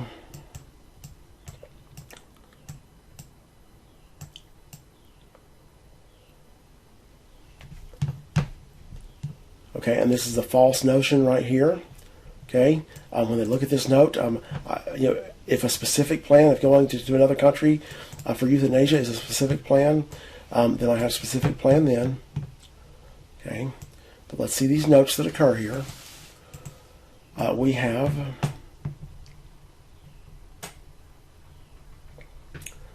mother will call to clarify. Mother will take patient to behavioral healthcare Charlotte ED. If not successful, go to the magistrate. Okay, here we go. Patient needs to go to ED. If not willing, mother should do involuntary paperwork. This is from Kathy. Spoke with patient's mother, informed her of nurse practitioner's response. Patient's mother verbalized understanding. Will closed. Okay, so notice here that Kathy has advised my mother to do involuntary paperwork. This has been communicated to my mother. Okay, this is a no-show. She says, mother called back. She is planning to bring patients to Behavioral Health Charlotte Emergency Department today for evaluation. I emphasize recommendations from Kathy Peniston.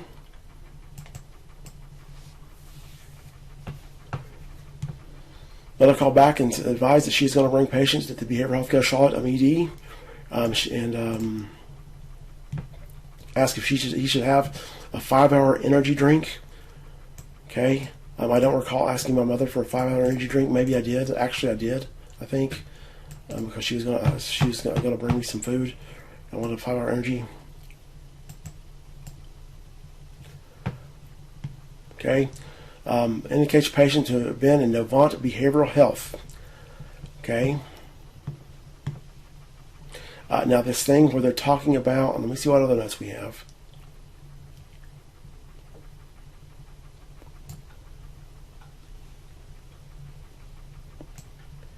Okay, we have the same exact notes here. Okay. But this thing where they're trying to get me to go to the ED, I can't remember if my mother did that or if she didn't. If she tried to get me to go to the emergency departments. But if she did try to get me, she knows I'm not going to go. She knows what condition I'm in. She knows I don't like to leave my apartment, that I'm going to think this is pointless and stupid. So what they're doing here is this is like a manipulation tactic that this helps them provide plausible deniability. In other words, their plan this entire time has been to have me involuntarily hospitalized. And probably what would have happened had I came to the ED there at Atrium, when I'm saw by a doctor, they had a scam pre-packaged, ready to go to have me involuntarily hospitalized at Atrium. Or they could have had me sent to Novant Health, and they could use this excuse that I think Behavioral Health Care Charlotte is out to get me as a reason to have me sent to Novant, because at this point, Novant's been set up to do these scams. Okay, so you have these takeaways here that this is a lie. My mother doesn't speak in terms of psychotic states. Atrium has forged this note, and of course my mother is completely agreeable with them forging whatever notes they want to forge. The incriminating details of what I say are left out. Okay, and notice here how very strangely my mother doesn't also mention to them about me thinking that my friend Jenny is working against me.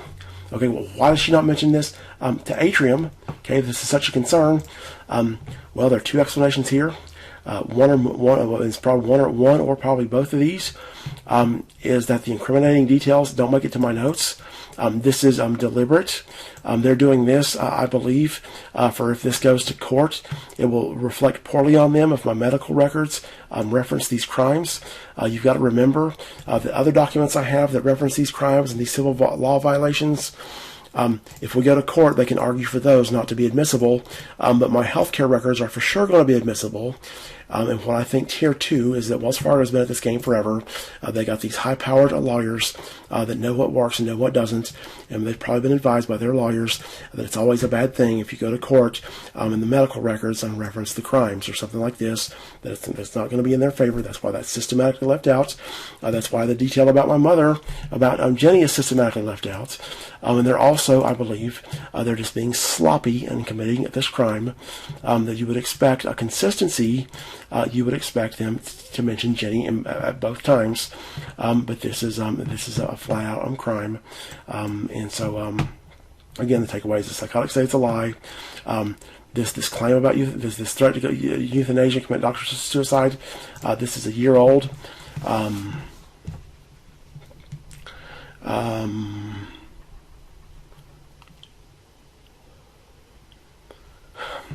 And that they informed her of the involuntary commitment process. They told her the process. Make a note of that, and that they instructed her. And of course, they're talking to her as well. You see them talking to her repeatedly. Okay, that they instructed her to do involuntary commitment paperwork. Okay, keep notes of that, because what's going to happen when we get into these phone calls in the next video, you will see that my mother denies this. Okay, so we've already heard this call right here, where my mother says that she got in touch with my doctors some kind of way. Okay, and now here in these two calls, right here. We discuss this with Novant Health. And I'll go ahead and tell you, I told you about my messages from 2020 being gone. Almost certainly what's happened there is Novant Health has gotten my phone and deleted those messages when I was at their inpatient unit. Okay, that I haven't mentioned this detail yet, but I have very, very strong reason to believe, as a matter of fact, I'm 99% sure that Atrium Health has swiped my password from their online login portal and used that to illegally log into my Facebook account and spy me there, and also they've used it to get in my phone when they're at Novant, because my password was the same for my phone as it was for my online login with Atrium Health. Okay, and their reason for deleting those is they want to delete, to get rid of this incriminating evidence that shows that that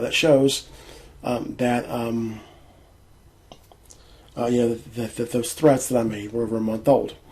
Okay, but here we'll get into this call, and I'm getting I'm extremely pissed off right now, and I don't know how much longer I'm going to make it here.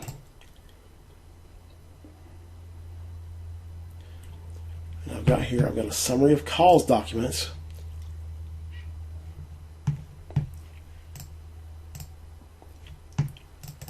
This is where I summarize Mom's statements. Okay.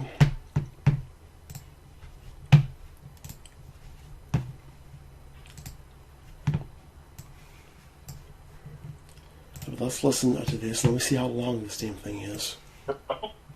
Okay, I got it minus 26 minutes.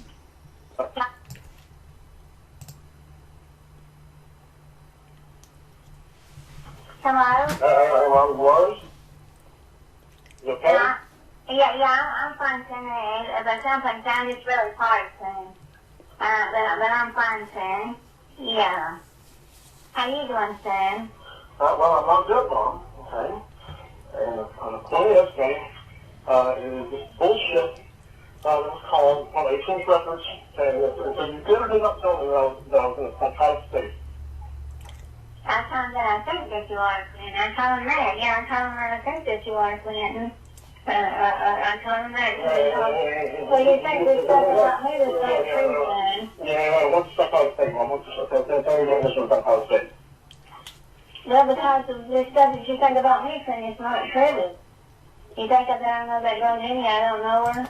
Okay, you got to remember here, my mom is a pathological liar. I've watched her lie for every day, repeatedly. Not every day, but I've watched her lie for the past 42 years.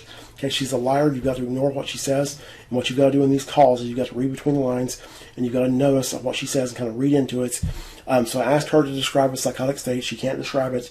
She says these things I believe about her that are not true, and she talks about I don't know Jenny and all this garbage. She talks to Jenny, period. You think that I'm plotting for you with Wells Fargo? Okay, I've never accused her of plotting and ploying with Wells Fargo. I've referred to her thug buddy, to Jenny, and Jenny's thug buddies at Wells Fargo. I've never accused her of plotting and ploying with Wells Fargo. Most likely the reason she thinks this is her memory is getting fudged. She can't accuse me, remember what I've accused her of, what I haven't. She's involved in Wells Fargo scams at this point, and that's why that comes to her mind. I've never accused her at this point of plotting and ploying directly with Wells Fargo, and I don't call it plotting and ploying. I'm talking to Jenny, talking with Jenny behind my back. And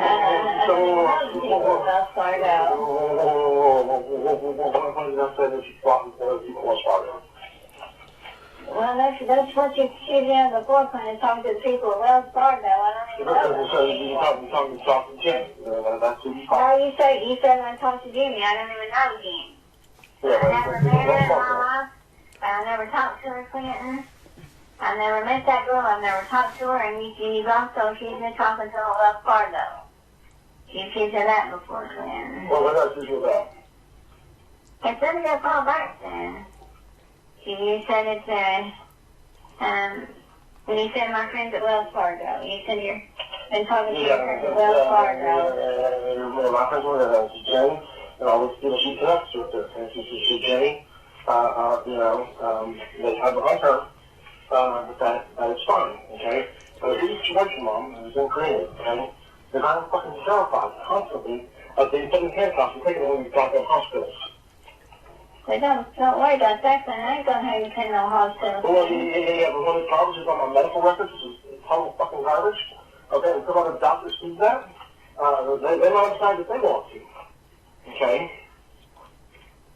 And there's no reason to, by the way, that you say this fucking garbage, and the agent said this fucking garbage, which is wrong, and both of you know this is bullshit, this is not accurate, okay? It's not bullshit, son. It's not bullshit. I do think. That's not sufficient reason. How you put handcuffs in your custody again? The law doesn't matter. Okay? The petition you filed me was fucking garbage. It should never pass. Okay? And these people treated me fucking horribly. When it worked out in the end, by the time I left there, I was still a lot better, which I feel better at times. By the way, it was largely due to just having time to reflect and things like this. But I'll be doing one of the other places again. I think that's going to happen. I don't think that's going to happen to him. That's not going to happen because that's revelation. I wouldn't be worried about that thing. And Mom started to see you talking to King England people Wells Fargo. What reason do I have to say that you do not think you're lying when you say you don't? You lied to me repeatedly, and I'm talking to you in the hospital. Okay, this is the last time you were in my house. You're up here, I'm following you, I'm still following you, where you had told me that I'm talking to my doctors. Okay, and you said then you stopped going to meet them. The very next day you're talking to John. Okay, and I talked to her about lying to me, about talking to my doctors, saying that she doesn't. Okay, and I talked to her about lying to me, and that she says she doesn't. She says she's not going to do it anymore. And then she goes and tries to contact John the very next day. You're trying to get John the very next day. And then here I put my medical records, and you're calling me and saying I was contacting on an ongoing basis. Okay, if you can't understand what I'm saying there, I'm saying that she's talking to my doctors on an ongoing basis. So given the fact that you lied to me repeatedly, and you don't have a reason to believe you're lying to me in this instance. I'm not lying to you, son. I'm not lying to you, son. But you have a reason to believe you're lying, right? Okay, so I'm asking her, do I have a legitimate reason to believe she's lying to me about talking to Jenny, given that she lies to me about talking to everybody else? But again, you lied to me and repeatedly. I'm just trying to help you, son. I'm just trying to help you all. Yeah. So what I have to do, I have to call and talk to the neurologist, now, the 26. I want to talk to her before I fucking go down there. Okay, yeah, I have to make sure she agrees that she understands the law about this. I'm 100% the law does not matter. Okay, the petition you filed me was fucking garbage. It went through anyway. I'm very ill. Okay, so I'm going to play this in about 5-minute increments. Okay, and the context here, part of the reason I'm calling her, of course, I'm recording her about these details that she says that I found this in my healthcare notes. But I've got an appointment coming up with the neurologist at Novant Health, and I'm scared to death of driving to that appointment because of this bullshit that's on my notes about me being paranoid, being in a psychotic state, and how these people don't follow the law. Again, this magistrate signed off on Mom's petition, even though that it was claimed that, and apparently she didn't have any text. She never even looked at Mom's text. She would have saw that it was a month old, over a month old statement that I made. Okay, but I'm terrified. I'm in constant fear of being going to these hospitals. And what I'm thinking, I'm going to go to Novant Health to see the neurologist and drive down there. And she's going to call some bullshit and say that I'm paranoid or whatever the hell she says when I tell her what's happened. And they're going to put me in handcuffs. And that's the terror that I feel. And what I eventually do is I have a virtual visit with the doctor at Novant Health. But I want to cut this video off and I want to do this phone call in about 5-minute increments. We'll go over 5 minutes at a time. Okay, and I'll reiterate to you again before we begin this. My mother is the most deceitful person you've ever seen in your life. We don't close for you. We're open 24 hours. Yeah, that's helpful for you. You're welcome. Okay, just come in and see you. You're welcome. You back for you? Yeah. Yeah, she can go try another dungeon, Clinton. Well, I can't answer what she wrote because it's bullshit on my records. Okay, they got my healthcare records. You called and said that the hospital was out of treatment. The hospital was out of treatment. Okay, well, why did you tell me the hospital got treatment? Because you do think that, Clinton. No. You do think that. So how do you think the hospital doesn't get from, Mom? No, that's what you said to me before, Clinton. You I never told you, never said that the hospital got to get me. Never said that once. And what I said is that, no, I don't think I said that I had to get you, Clinton, but, whatever you said, Clinton, about the so what I told you before you called these people is I told you that my hospital was facing multi-million-dollar liability due to the crime this is against me. But I didn't tell him that, Clinton. I didn't tell him that you starting to lose some, but I told him that you didn't trust him, that you didn't trust him at the hospital. I told him that, Clinton. So you did not say that I think the right to get me. For short, did you say that or not? I don't think I said that, Clinton. I'm exhausted, Clinton. Yeah. I don't think I said that, though, Clinton. I don't think I said it, like, I don't think I said it that, Clinton. I told him that, I forget exactly how it worked it. Exactly, Clinton. If you do recall, that's what I told you before you called them, because I remember now. Because I told you that they were facing multi-million-dollar liability. I didn't tell them that, Clinton. I didn't tell them that I had them sued. I didn't tell them that. But that's what I told you. That's what I told you, right? Right before you called. That's what prompted this, right? You remember that? You told me, Clinton. You told me about how they were, because this was burned against you or something. I forget exactly how you worded it. So I said that they're multi-million-dollar liability due to the crimes committed against you. That's what I said. Well, I didn't tell that. You also told me, Clinton, that they were like conspiring against you or something. No. I mean, this is what I said, Mom. Is that they engage in crime against you on an ongoing basis. Okay, and what you've got to remember here too is my mom talks about hospital. She knows that I record phone calls. She knows that she probably knows that she for sure knows that there's a possibility that she's being recorded now. You got to keep that in mind. That she knows that somebody else might hear this call. Okay, starting in April 2019, when this Charlotte North police officer. You there, Clinton? Yeah. But I don't think you have anything to worry about, Clinton. They're not going to try to have you committed. Yeah, well, I'm talking to her, so make sure. Okay, because these hospitals do their fucking things, Mom. Okay, then, yeah, this sounds like you're going to try to get Clinton in a way. I'm going to call her, I'll message her and make sure. Okay? Okay, Clinton, if they have any questions, Clinton, say, I don't think they would try to convince you, but if they did, you could have them call in. I could tell them that you're not a threat to yourself or us. Yeah. It's just never mind, they're not calling you. Okay, so if another person you talk to is lying and you're possible. I don't think they would try to convince you. Here's the thing. Why would I not suspect you of talking to you? Because you already knew, right? That you were talking to people that I thought, when I was back when I was suspecting her later, you were talking with them without my consent or knowledge, right? When I went back, you were talking with your girlfriend. I've already known that, right? Okay, now previously when I've talked to her, I don't have this recorded, unfortunately, because she lies right here. But she admitted that back when I lived in the mountains, she talked to the people at the restaurant, she talked to the people at the pool hall. She denies this. Now, I didn't talk to people at the restaurant, Clinton. All I did, Clinton, like, see last time you were doing, I tell you were doing fine. That was it, Clinton. I didn't say nothing bad. I didn't say nothing bad about you to anybody, Clinton. And that dog too, the way your boss, you liked you real good, and that guy Chris liked you real good. And I didn't talk about it. Okay, so Chris is the guy at the pool hall that I'm almost certainly, so he certainly knows of plans to kill me.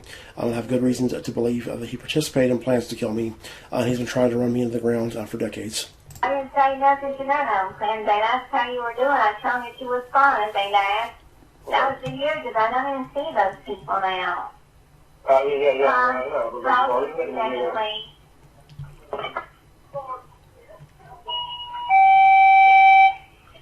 you there, Clinton? Yeah. Okay, Clinton. If you're all confused why we keep saying "Are you there?" it's because again I've edited out the parts where she talks. She has to go throughout this call. She has to repeatedly go and service customers and do things for the store. And so those parts are trimmed out, and that's why she keeps saying, "Are you there?" She keeps going back and forth from the phone to the cash register. You stop talking to the hospital. You stop talking to I ain't going to talk to him, friend. I ain't going to talk to him because no one talks to me anyway. All I do is I can just leave a message, friend. That's the end. They won't talk to me. Okay, no, notice here. Okay, notice here, I want to let this run past 5 minutes. She says that they won't talk to her, that all she's able to do is leave a message, and they won't talk to her. Okay, now make a note of that. Remember, we've already seen in my notes that they talk back to her. Okay, and this happens throughout my notes. But she claims that all she's able to do is leave a message. so they don't talk back to you at all. No, they don't talk to me, friend. They're not allowed to talk to me. You don't have me signed down so that I can talk to them, friend. So nobody at the hospital ever talks back to you when you call them. You call these messages. They never talk back to you. No, I just leave messages because they're not allowed to talk to me about you, so they're not allowed to. So this kind of... Okay, so she says they're not allowed to talk to her, and that's why she's only able to leave messages. When you call them on a card space, you call them to let you talk on a card space. Okay, and there I asked when she called and told them that I was in a psychotic state, I asked her if she just called and left the message. So whoever answered the phone, friend, I tell them that I tell them and that I thought she's in a psychotic state because of the stuff that you think about and it's not true. Okay, and what does that person say back? They just said that they weren't allowed to talk to me because I'm not down to be talked to, Clint.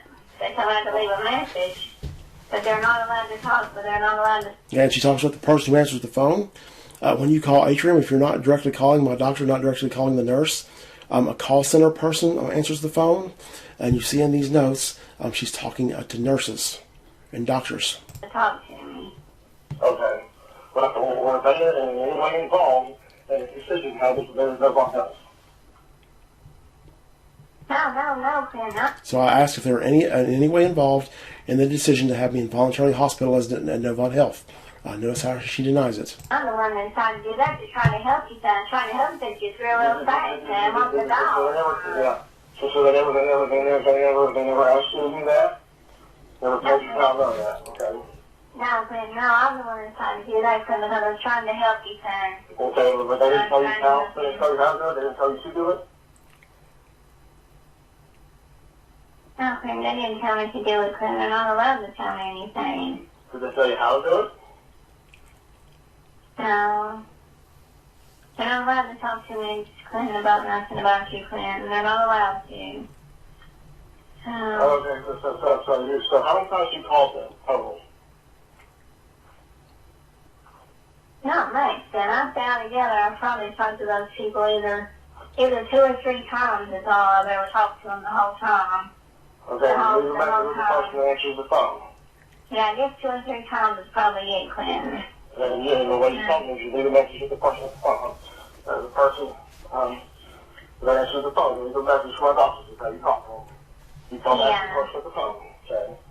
And they tell you each time that they can't answer, so they do tell you they can't talk to our doctor. And what about you? They talk to you? Now they just write down whatever I tell them, Clinton, to tell the doctor. They just write it down to tell the doctor whatever I write down. That's all they do, Clinton. That's all they do because you won't let them talk to me. Okay. And do they sign any specific laws of why they can't talk to you? And they just tell me that I'm not down, Clinton. I'm not down. You don't have me down to talk to them. Whatever that is, that's good there. That's the HIPAA law, whatever it is. I'm not down to talk to you. Okay, so if I look at my notes, we'll look at all of my records recently here, up in the past year, and the one that stuck out, we haven't seen that. Of course, I looked through them all, but I saw that one where you called a bunch of messages out of some kind of state, quote unquote. And you never called them otherwise. I mean, other words, I'm my healthcare records, and I'm not more than 2 or 3 times you called. I don't think so, son. I think that's it. And I'll call one time. So that you don't need your medicine injected. I left that message about that because she was real sad. And I thought maybe you need your medicine put back to back on how they had it before they try to change it. Well, Mom, I'm sorry if I worried you, Mom, okay? I don't like the fact that I worry you. And you know that, right? Well, that's Okay, and here, part of what comes out here is that I'm heartbroken by the situation, and I'm trying to reason with my mother and to tell her that I don't want anybody to worry about me, the situation that just rips my heart out. okay, Clint. That's all right, Clint. It's just that's what I'm mom to worry about this job. That's the one that I hate because my behavior at times worries you, right? So when you feel real sad, it works, you can't. Mom. So my situation, Mom, is I'm living a nightmare, and I'm very, very, very ill. Okay, I mean, doctors are not my friends. Okay, unfortunately, okay? They haven't been up to this point. Now, again, also I want to call truce with them and try to get them home without disability. I pull out records and this whole thing's on there. And just a steady moment that you want to, and you have a reason that you're worried about. Is just upset me? Okay, now what I'm talking about here is I needed my hospital to help me with my disability application to accurately document my suffering and my records, and I was ready to call a truce with them until I retrieved these records that I just showed you from 8/7 and from 9/29 that show that my mother and Adrian did this crime. Okay, and I'm pissed off at my hospital again, and I can't call a truce with them. They're rabid criminals. I understand that, because I didn't really like you, Clint. I haven't really liked you, Clint. But I didn't want to call your doctors, and I meant that. I meant that I wasn't call your doctors, Clint. Yeah, that I did like you like that, but I didn't. Okay, and so we'll stop this video here, and we'll pick right back up.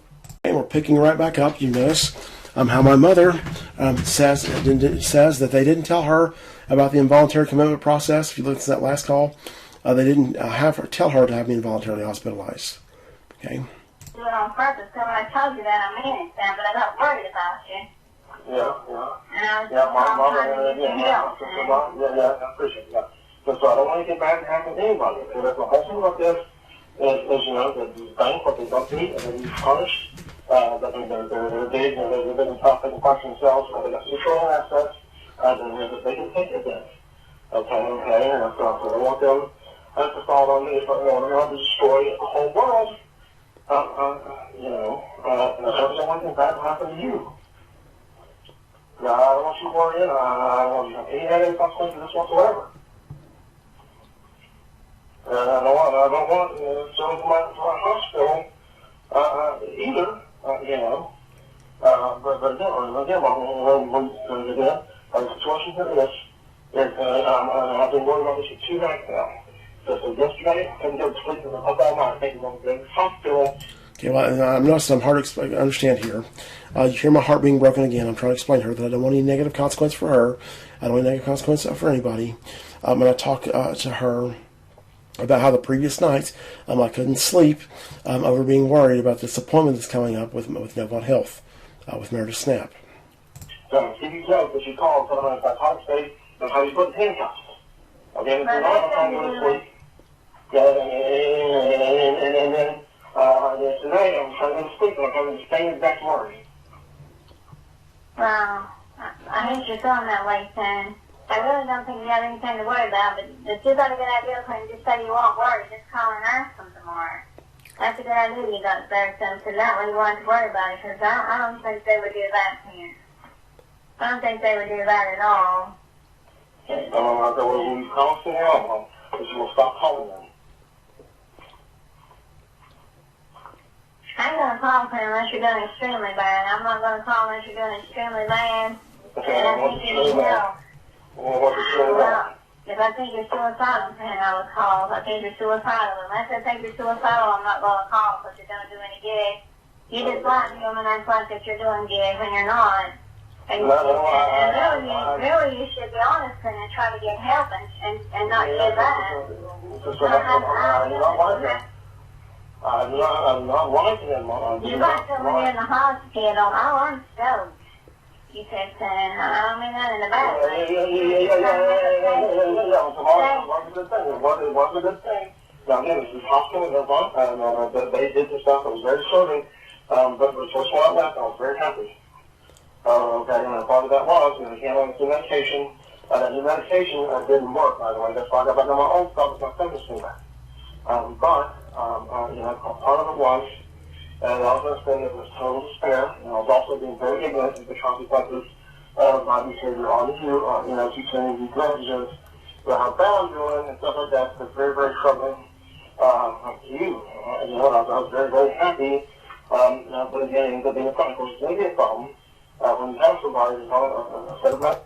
Okay, and so what I'm going to do here is I want to cut this video off. I'm going to listen to the rest of this myself and see if we have any more takeaways in this video, in this audio, in this recording. If we do not have any more takeaways, then we'll pick up with the next call or with my next piece of reasoning. If we do have takeaways, I will play those for you. So we're done with that last call, and this is the call on. I call her in the morning hours, so it's right after I call. This first call was at 11:21, and so now I'm calling her at 12:17 a.m. Okay, and we got some takeaways from the get-go on this one.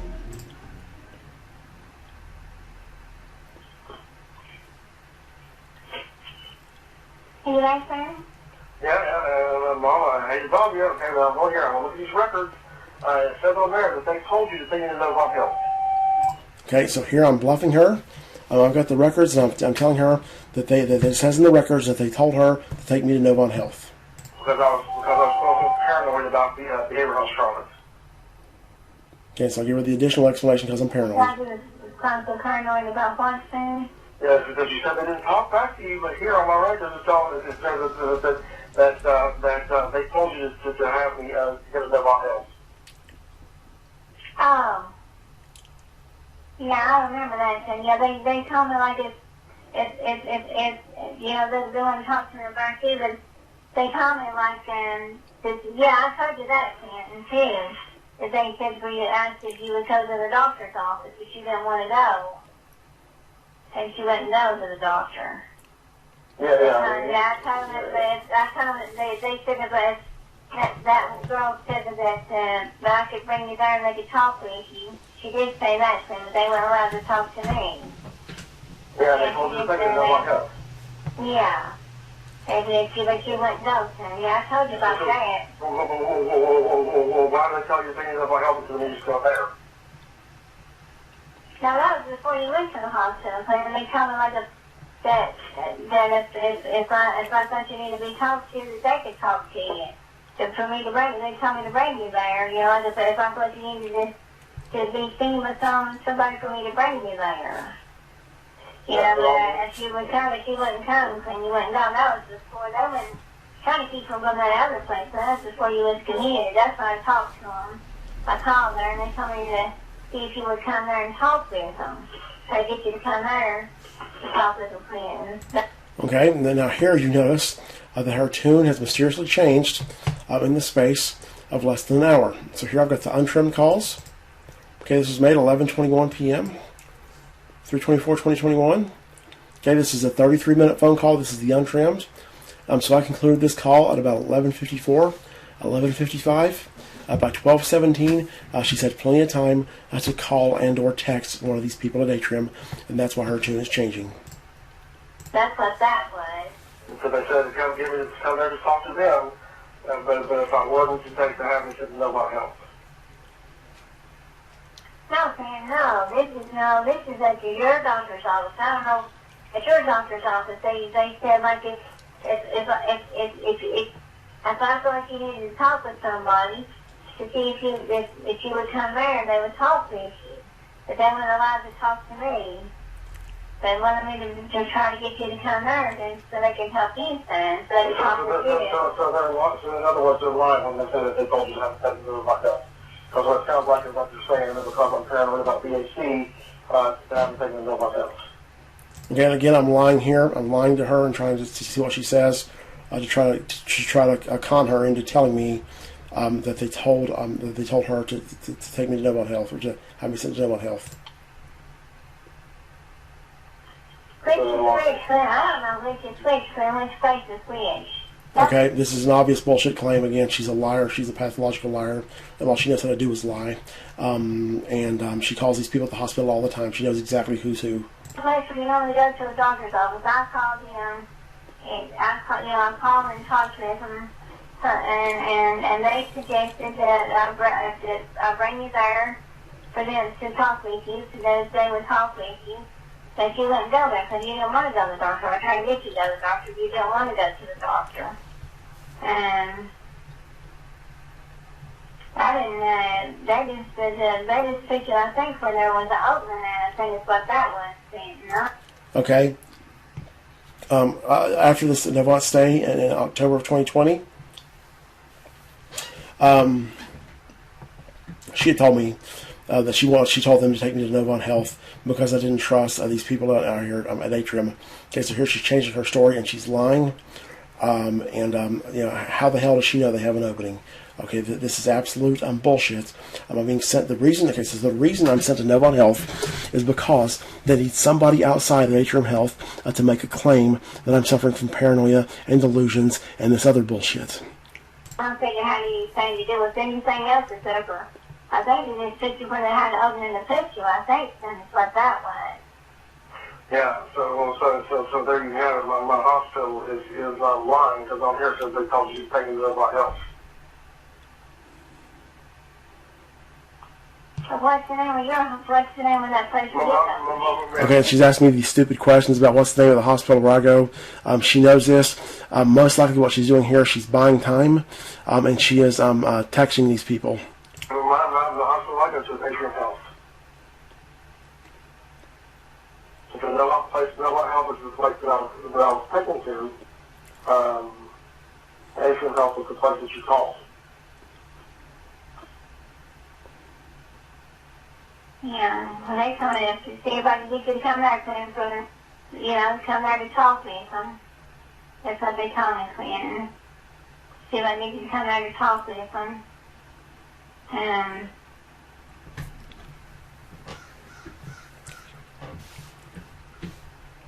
if I didn't want to say. I don't think they said anything, son. I don't think they said anything to see if I could get you to come there and talk with them. Okay, so here she's still, at this point, she's denying that they told her about the involuntary commitment process, and they told me if I didn't come there to have me involuntarily hospitalized. She's denying that at this point. They said, yeah, they're not allowed to talk to tell me anything about you at all. They're not allowed to talk to me about you. Okay, so now she's tweaked her statement before. They're not allowed to talk back at all. All she's able to do is to leave a message, and now they're not allowed. They're merely not allowed to talk about me. They can talk to her. Again, very, very. Why is her opinion changing? Her concept of what happens. First off, her description of what happens changed, and her understanding of what they're allowed to do and what they're not allowed to do has changed as well. Okay. Again, obviously, and you'll see in this call here that we have these blank spaces, and what I think is going on here, she's texting them.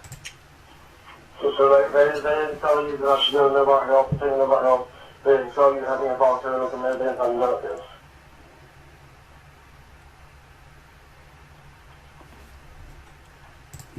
Notice how it's taking her longer to respond now than it did in the previous call. But I think they just put you, son. I think they just put you, I think they put you there at that hospital because that's where they had it open, I think. Okay, and so she's dodging the question, buying time here. I'm asking her if they asked, told her to have me hospitalized or told me the process. So I think that's how you ended up at that because that's where they had the opening at. Okay, so the people actually, when you called, you're saying they didn't tell you that having involuntarily committed at all. They didn't tell you having involuntarily committed at all, and then they didn't tell us just because around reading, I was reading, yeah. I'm reading this, it makes it sound like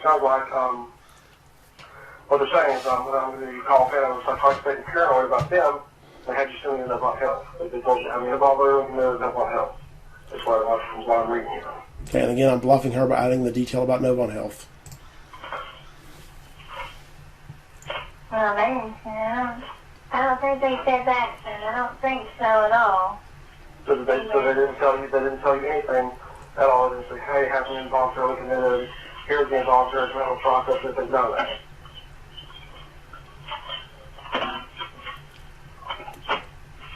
I don't think so, Sam. Okay, so she's denying it again. And the reason that I can't get her to say that they told me they told her to send again, if it says this on my records, okay, in the hypothetical situation that nothing's up here and that she doesn't know nothing, something's up.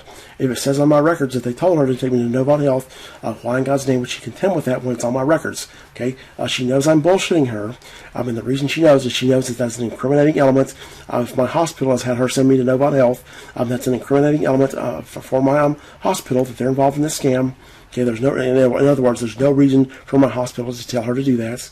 Okay, and my mom knows that she's ran a scam, that they've ran a scam. And that my hospital is not going to say that in the notes. That's how she knows that for sure. I'm bluffing her on this one. I don't think so. That is good. But I'm the one that had you committed, son, to try to help you. Or they're trying to help you, son, that's all. Or they're So trying you to told help you. them that she wanted to have me committed, not No, I didn't tell them that, son. I told her she didn't, that she wasn't doing good.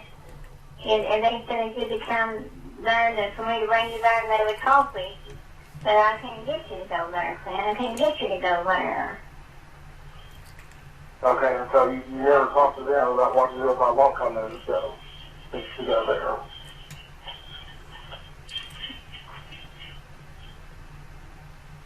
Okay, again, notice how it takes her longer to respond.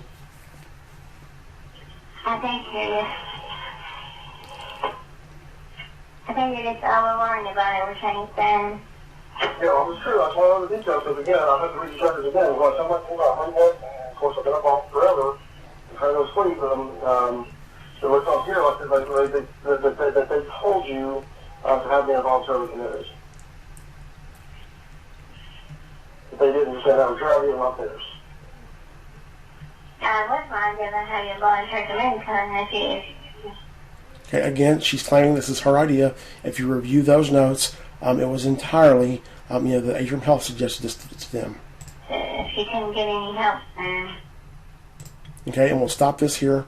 We're at 7 minutes and 31 seconds. I will continue this call in the next video.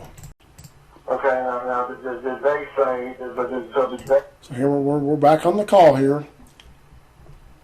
Did they say anything about involuntary commitment?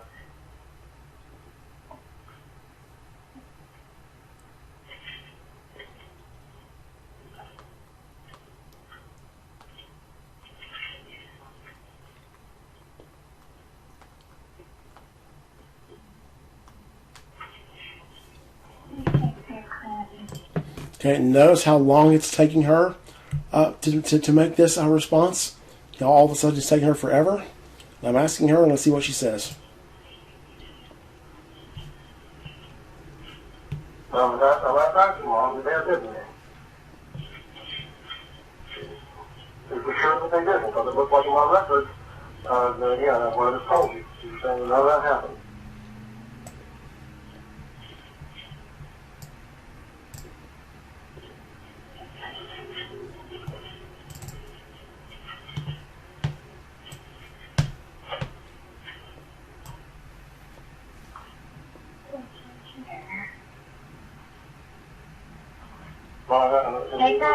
It's not your fault, son. It's not your fault. That's not their fault. It's just voluntary commitment. I did that because I was worried about you, son. It's not nothing. It's their fault, son. I was just trying to help you. Well, no, I was just trying to help me, and it ended up being okay. And I was trying to get you. They told you anything about it, or didn't they? But they called you and you said that you never got back to them, and now I'm looking at my notes, and what it looks like is that they told you to have me involuntarily committed to know about health because I'm paranoid about VHC or whatever.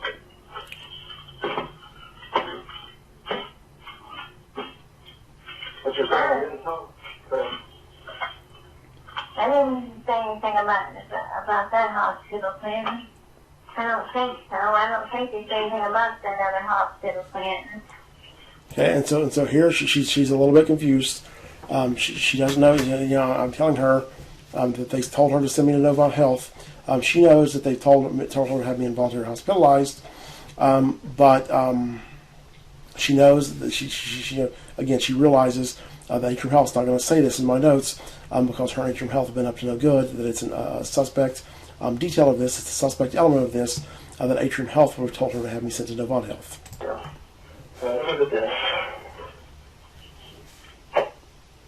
So did they say anything about his nose period?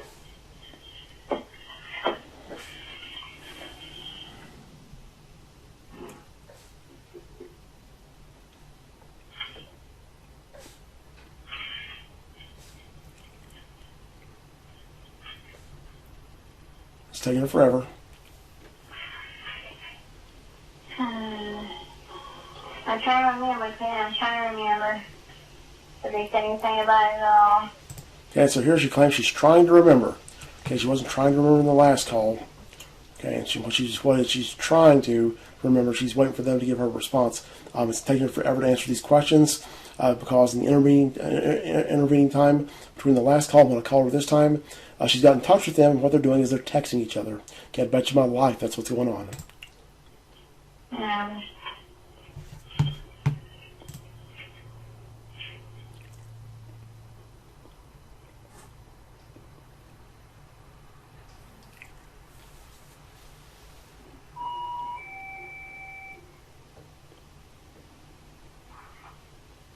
Hello. So I've cut out this customer here, and so you'll see the audio skip. I've extracted the part with the customer, and she'll come back. She might ask me if I'm there.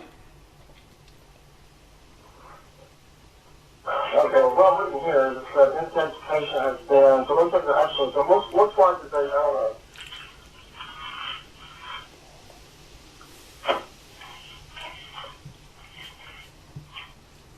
It says, phone contact and engaged patients have been in the Novant behavioral health. EMR engaged patient has not come to behavioral health Charlotte ED.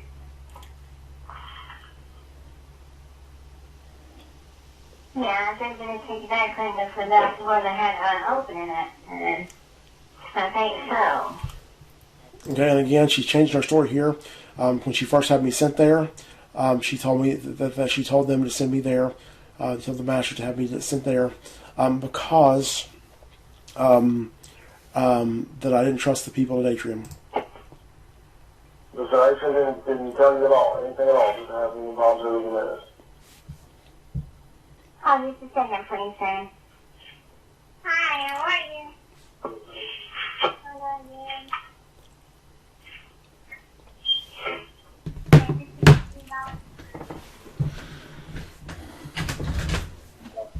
Yeah, thank you.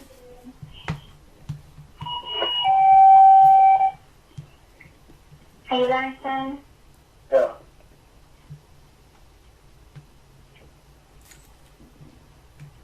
Hey, Clint, you know your friend Stephanie, I think is her name. I think that's her name. Okay, here we go with this bullshit changing the topic. She's buying time. The girl that her husband died recently. She said about putting an application here. Okay, what I want to do is I want to cut this off, and I'll do the same thing I did with the last audio. I'll wait till we get to the part where there's takeaways, and then we'll continue.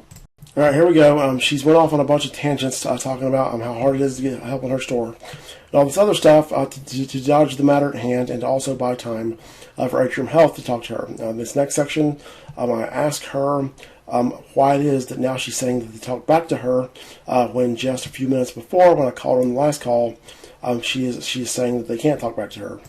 Yeah.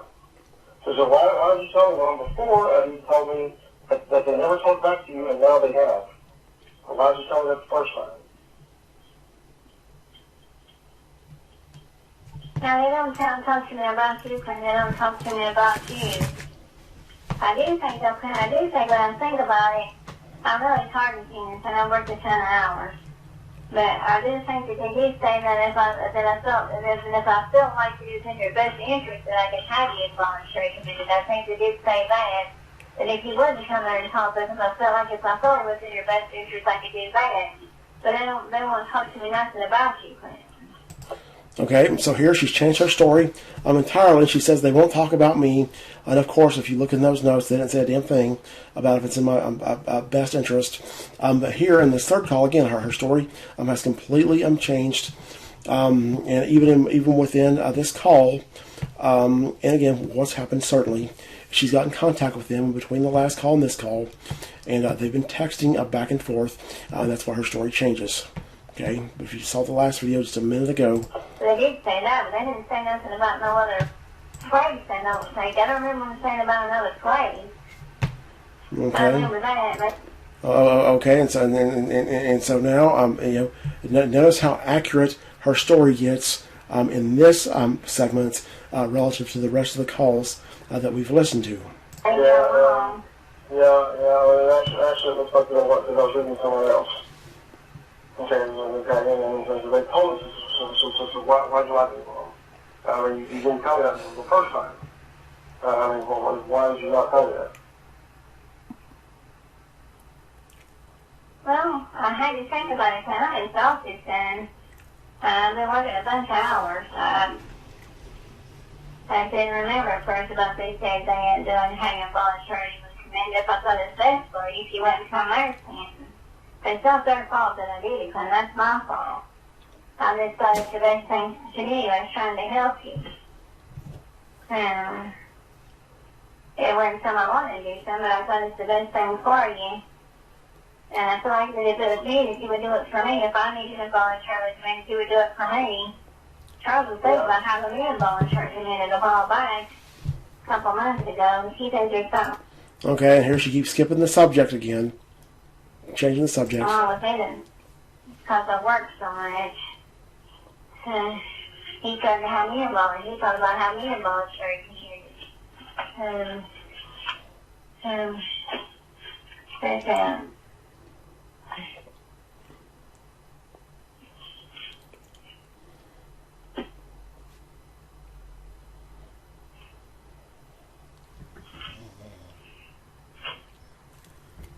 but, let's see here. Okay, so they do talk back to you every time. No, I don't think they talk like every time. They just don't tell me nothing about you, and they don't tell me anything personal about you at all. They never said anything personal about you to me because they're not allowed to.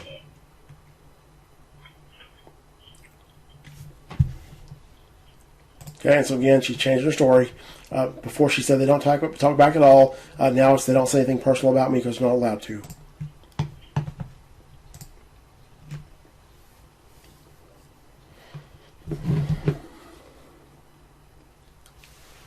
Let's see what I've got here.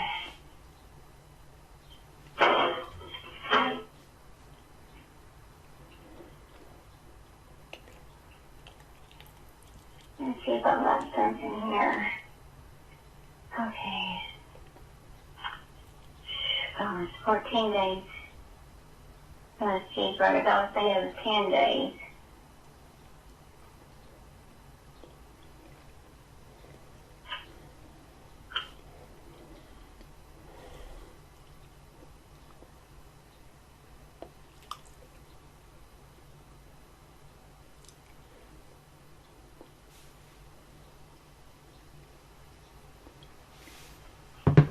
Okay, here, I'm going to stop this video and I'll resume when we have more takeaways.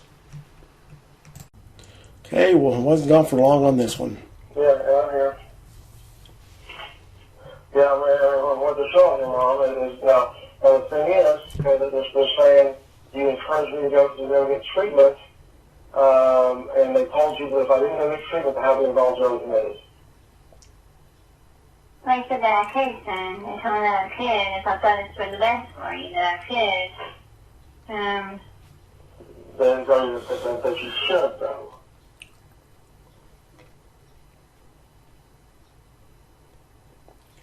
I don't know if they said the word should or not. I don't know about that, son. I don't know. I just know So if they should, they say it's in my best interest that I could, no. Okay, so that's one thing. But since I should, that's a different thing. So which one is it? So if you don't understand here, I'm asking her if they said that I'm asking her if they told her that she could take me to be involuntarily hospitalized, or if they said that she should.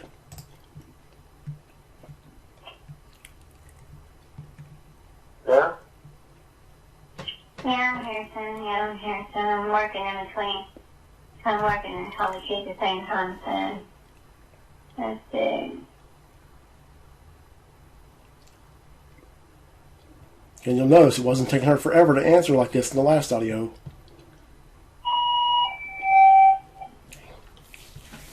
So here's the thing, I understand the word and everything today. But all the other words is that they were saying that basically what happened is that I refused to go to talk to them at the emergency room at your request that they advise you to have the involuntary committed or that you did. So what I need you to do in that case, I need you to tell me that if I don't go to the treatment, that you're going to call the goddamn police. Okay, and I'll stop this right here, and I'll come back. We have some takeaways. Okay, we're back with we're back on topic again. Okay. And so, but they did talk back to you every time that you called them. I haven't said anything about you personally because they're not allowed to. And I haven't said anything about you personally. They have no input on that having the involuntary committed at all. That's what you're saying. This is how you understood you. Yeah, it was my decision saying that I was worried about you, and it's my decision because I was worried about you. They didn't tell you they told you that you should. They didn't give you any tell you the process or anything at all to encourage you to help you do that.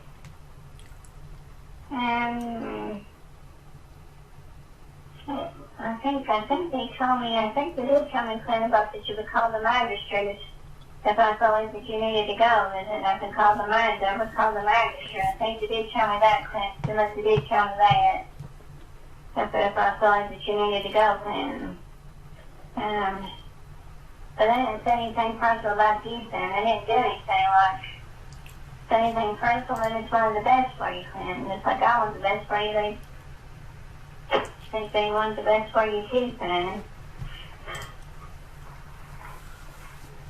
And I don't know, they didn't.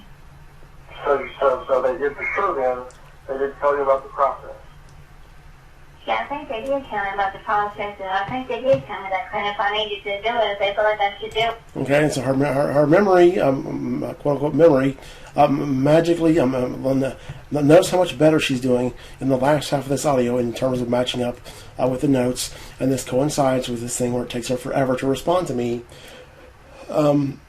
Sounds like she's talking to Atrium. Do it.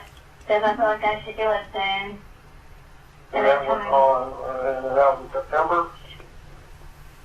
yeah. That's whenever that happens, then.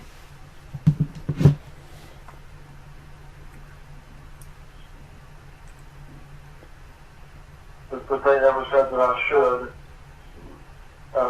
be involuntarily committed.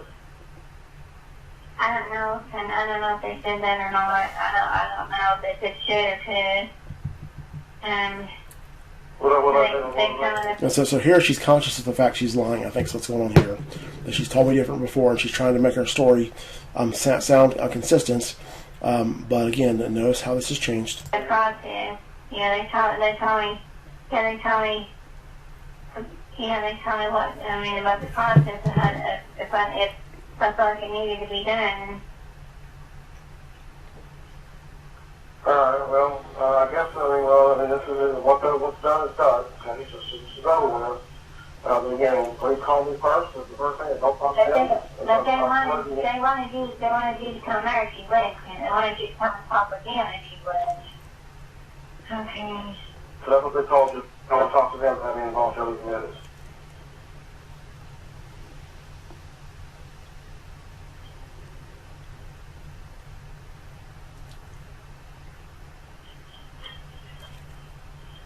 But I'm not going to do that ever again, son, unless I think you're immediate suicide or something.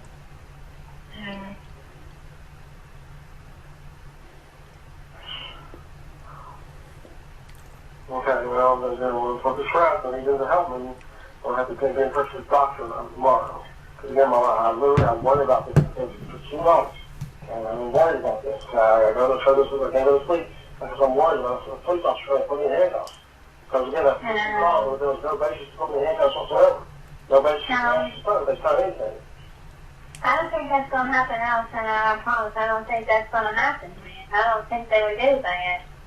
I don't think so, Sam. If they did, I don't think they would.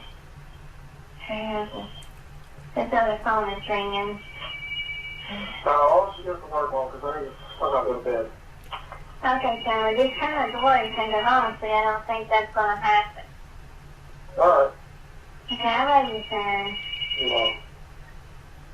Gosh, a million hope here. Okay. So there we've had all the parts of the audios. And in the next video, okay, so what are the takeaways to this section? And it's important to note that at the time I made these calls to my mother, I had not yet received these records from Novant Health. I didn't realize the extent that Novant Health was also involved in this scam. I just saw that I just knew it was a scam run by my mother and Atrium Health. And the timing of this made me think that it was because I'd caught Atrium Health in their crimes, that Atrium Health this whole time, as of that point, had been kind of on the fence, not for sure how much I'd figured them out. And then I tell my mother this, and this prompts this. Now, as we will see, as we go along, this was the beginning of the cover-up. Okay, one of the first actions of the potentially the first action, or one of the first actions of the cover-up that was sponsored by the United States Department of Justice, and basically Wells Fargo and the US DOJ have essentially taken over Novant Health to be used for the purpose of their cover-up. And what I perceive has happened, and again we'll see the evidence for this as we go along. But what I perceive to have happened is that the executives high up at Atrium Health, the CEO, people one level below him, the CEO, they know these executives at Novant Health.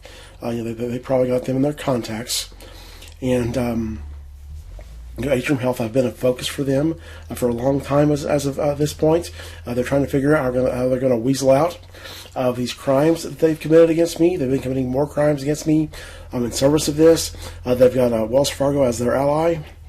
And so what's happened is once the DOJ has told them, we're going to cover this up, you're not going to have any consequences, whatever that conversation was, that one of the people high up, most likely the CEO of Atrium Health, has got in touch with the CEO of Novant Health, and they've agreed to allow Wells Fargo and the US DOJ to use their hospital for the cover-up, and they've participated in that. And of course, the function of this is now we've got somebody from outside of Atrium Health, where I regularly go. We've got somebody from outside Atrium Health making a claim that I'm paranoid and delusional, and this type of bullshit. Diagnosing me as amphetamine delusional disorder, all this garbage that they say, and so now this gives Atrium Health the green light to continue making these, or to start making these claims themselves. But as you'll see as we progress with this healthcare fraud, the claims become more extreme and the healthcare fraud becomes more brazen. Now with these calls with my mother, okay, and I'm real keen at reading into people's behavior. You may have noticed that at this point. And I hope that everyone else who's listened to those calls, I hope you recognize that my mother is full of shit. Okay, that I have a problem gauging just how much people can recognize what's fishy about other people's behavior. I can read into people's behavior. That obviously, my mom, that this is bullshit. Okay, I call her on the one call. She tells me that they can't talk to her at all. She has to leave a message. They're not allowed to talk to her at all. She references the HIPAA law as the reason. She denies that Atrium Health was involved at all in the civil commitment process, where she has me involuntarily hospitalized. At Novant Health, then in the second call, okay, she changes her story, okay, completely, and you notice in the second call, her story much more accurately aligns with the facts, and this occurs, it's just taking her forever to answer me, that she's had a chance and the opportunity to contact Atrium Health in between these two calls, and why she's taking forever, I'm certain, is they're texting back and forth, okay, and so this raises some questions here about my mother lying. Okay, so she's lying to me. One, why would she lie to me about the people at Atrium Health talking back to her? Okay, if known to her and known to Atrium Health, all of her interactions with Atrium Health were lawful and were in the clear, she would have no reason to lie to me. Okay, same thing about them recommending me to be involuntarily hospitalized, and them telling her of the process. Okay, that's rightly Atrium Health's role. Atrium Health is a the behavioral health Charlotte she's talking to is a psychiatric hospital. They're full of doctors, okay, nurse practitioners, psychiatrists, okay, medical doctors. All of these people that she's talking to, this is their rightful role. Okay, so why would she be lying to me about this in the second call? It was in the first call, and also partially in the second call that we listened to for part of that. She continues to lie. Well, you could say that she's worried I'm going to be mad at her somehow, or more plausibly, that she's worried I'm going to be mad at Atrium Health. I'm going to be mad at them. Okay, but then she tells me in the second phone call, so she's worried about me being mad at Atrium Health. Okay, why doesn't she lie the whole time? Okay, this doesn't make sense. And again, dealing with my mother, she was incredibly deceitful. You've got to read between the lines. And the reason that she lies to me about the extent that Atrium Health talks to her is one, because she is ignorant of the laws as to what they're allowed to do. And two, she knows that Atrium Health is up to no good with her, and that her communications with them are illegal. Okay, that's the conclusion of this. Okay, why would this otherwise a benign sounding thing where Atrium Health recommends the inpatient commitment process and has her to have me involuntarily hospitalized? Well, she knows that this is a suspect detail, that there's something wrong about this. Okay, that Atrium Health has done something wrong in their participation in this involuntary hospitalization stay. Okay, she knows that they're part of this scam, and it was wrong, and that's what she says. That's what she says in the first call we listened to.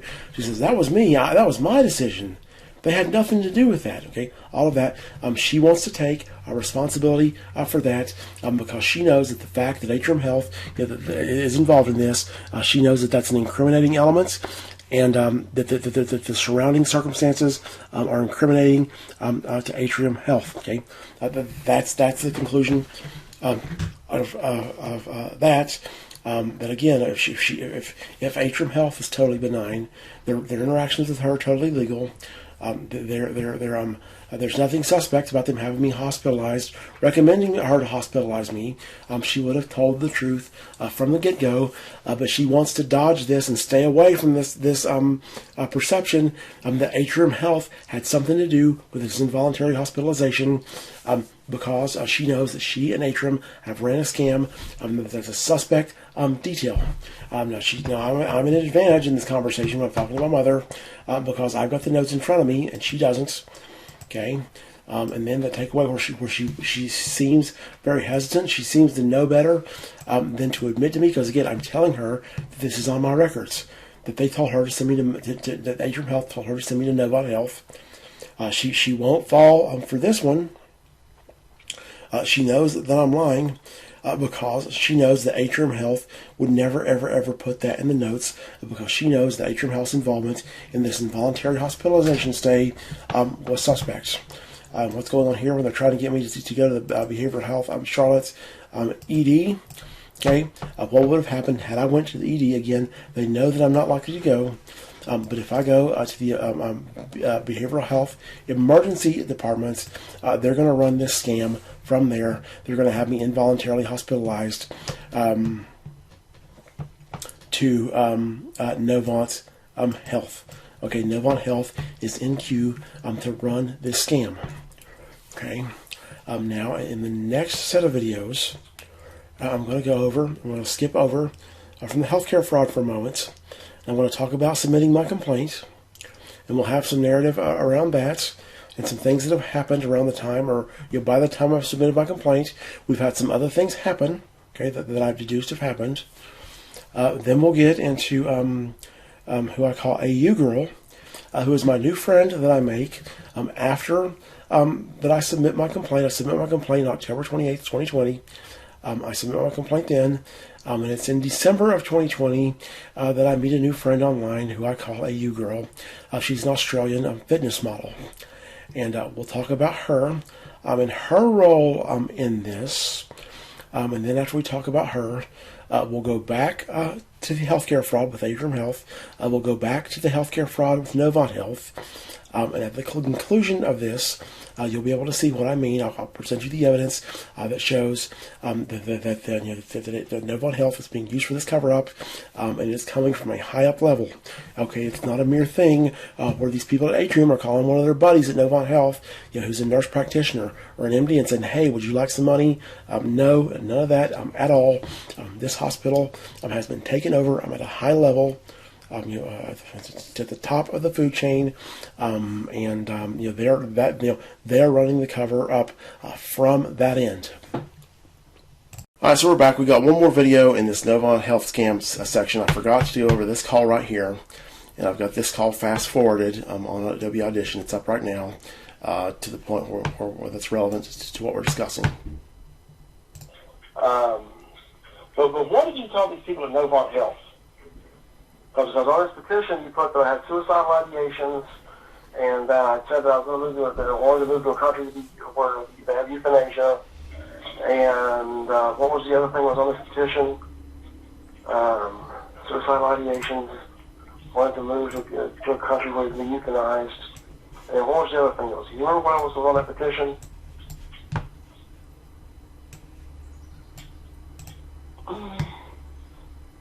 I think that, let's see,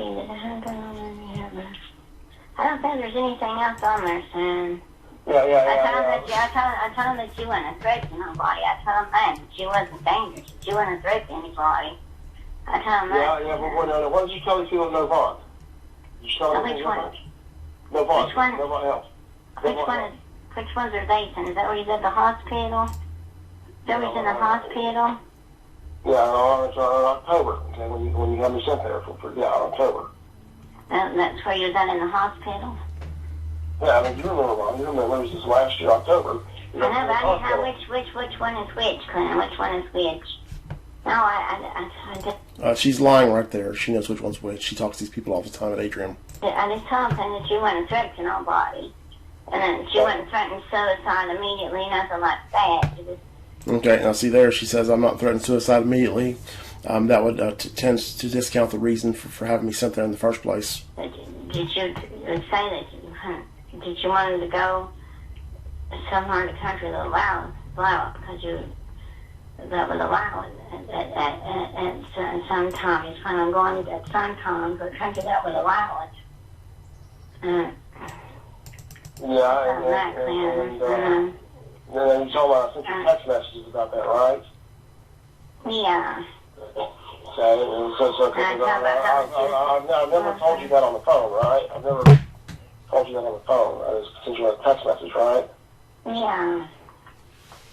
Okay, and as you recall about... The reason I'm getting this detail is I hope to be able to recover my text messages and see when it was that I actually said this, because again, I'm almost certain that these threats were over a month old when she filed this petition, and I didn't want to have any later claim made that I'd said this on the phone more recently than August 7th. I mean, I don't think I've ever told you anything about any kind of self-harm on the phone, period, right? No, I don't think so, son. I don't think so. Just text messages. Did you say anything about Jenny? I told about you thought that I know Jenny and I don't even know Jenny. That you thought that I talked to Jenny. I don't even know her. But you think No. Now notice what she says. She says that I told them that I think that she knows Jenny and that I talked to Jenny and she don't even know Jenny. Okay, remember in the notes it said that I'm quote-unquote, that Jenny's working against me. My mother and Jenny are working against me. And in this call I ask her, I don't say working against, I get confused. And as I recall, I think the notes say conspire, so I'll talk to my mom about me conspiring with Jenny. But listen to what she says. I think I told him. I think why would that be any kind of sense of mental illness? I think you're talking to Jenny and you're not really talking. And so why would that be anything to do with any kind of mental illness? Why would that be? Well, sometimes when people are sick of bipolar and they think stuff that's not true, sometimes they think stuff that's not true that seems true to them. I thought that maybe there was some kind of medicine they could give you to where that you would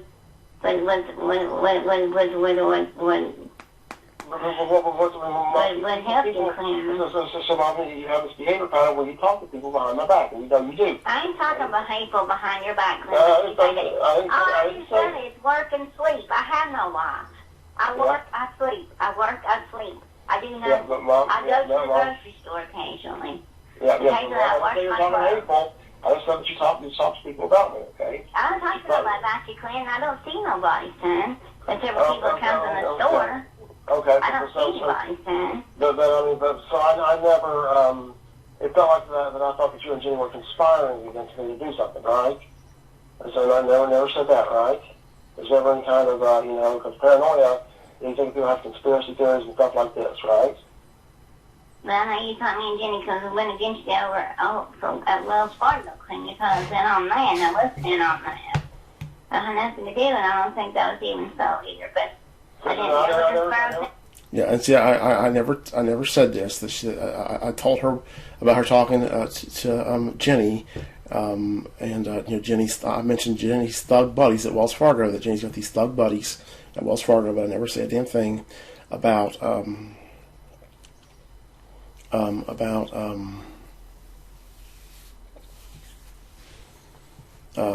Mom working with Wells Fargo up to this point. Anybody. I never said that you were involved in Wells Fargo or anything like that. All I ever said was that you talked to Jenny behind my back.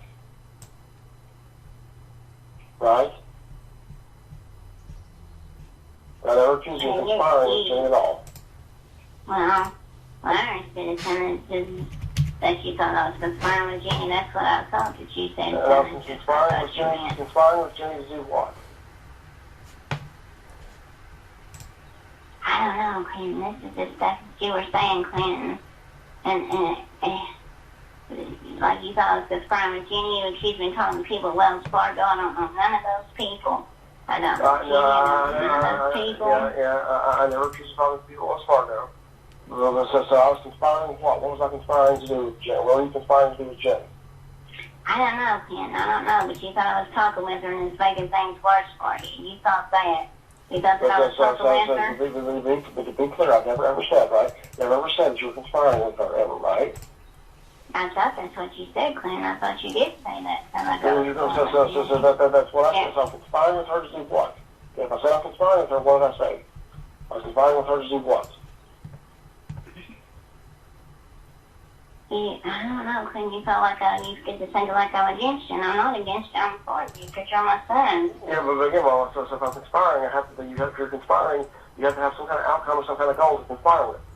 Yeah, what did I say you and Jim were conspiring to do? I've never said you're conspiring. Okay, and you'll notice here she is an incredibly convincing liar. Okay, and she's figured out when I say this about conspiring, she's either figured out or she's remembered. This was part of their scam at Novant was to say that she was working against me, conspiring and whatever else. Find anything, and I can't believe that you're even bringing this up. That you're even saying that you're trying to say right now you're trying to say that. I mean, what did I say? You're conspiring to do what? You're conspiring against me to do what? I don't know, Clinton. I don't know. You thought I was trying to... You act like you thought I was trying to help those people at Wells Fargo or something. I don't know. Like you was thinking. Or you didn't stop. Maybe I wasn't doing it intentionally, but I thought I was talking with them and it's making things worse for you. I was talking with Jenny and I was making things worse for you. And I wasn't talking to Jenny. I don't know Jenny. I would love to meet Jenny, to be honest, because I think she's somebody that cares a great deal about you. But I've never got to talk to Jenny, never got to meet her. I don't know her phone number. Okay, so for the record, I never said you were conspiring with her, right? I think you did say that, Clint. Okay, so you're conspiring. So again, you're conspiring to what? To what? I said that. Clint, you thought I was making things worse for you, son. But I need to get my clothes on for now, couldn't get out of the bathroom, because Charles is waiting for me to get out of the bathroom so he can get in the bathroom. Okay. Now, this right here, this whole thing with Novant Health, where I tried to get these officers, to get John to come and examine me. John's letter doesn't work, and this has me scared to death, and this is what prompts me to get on the ball on submitting my complaint. I have my complaint. I've been working on it for a while. I wanted it to be perfect. I wanted to go over it and edit it and make it the best thing, because I was aware at that point in time, I was in the mindset that everything that I do going forward will be the last things possibly that I have to show for my life. And so that's why I was taking, part of the reason was so I was disabled, that's one. But I was also, I didn't intend on submitting my complaint in October of 2020. But what I'm thinking here is I've got to submit my complaints. I got to get it done. I got to get it submitted because I got to get the United States Department of Justice's eyes on this because I'm a prisoner at will of everybody in my city. This fear that I had, it's been realized, and it's worse than I ever thought that it was, and I'm going to be subjected to ongoing crime by these people. And so I'm thinking I'll get the USDOJ on the scene. The USDOJ can help protect me from this. And so in the next video, we'll get to me submitting my complaint.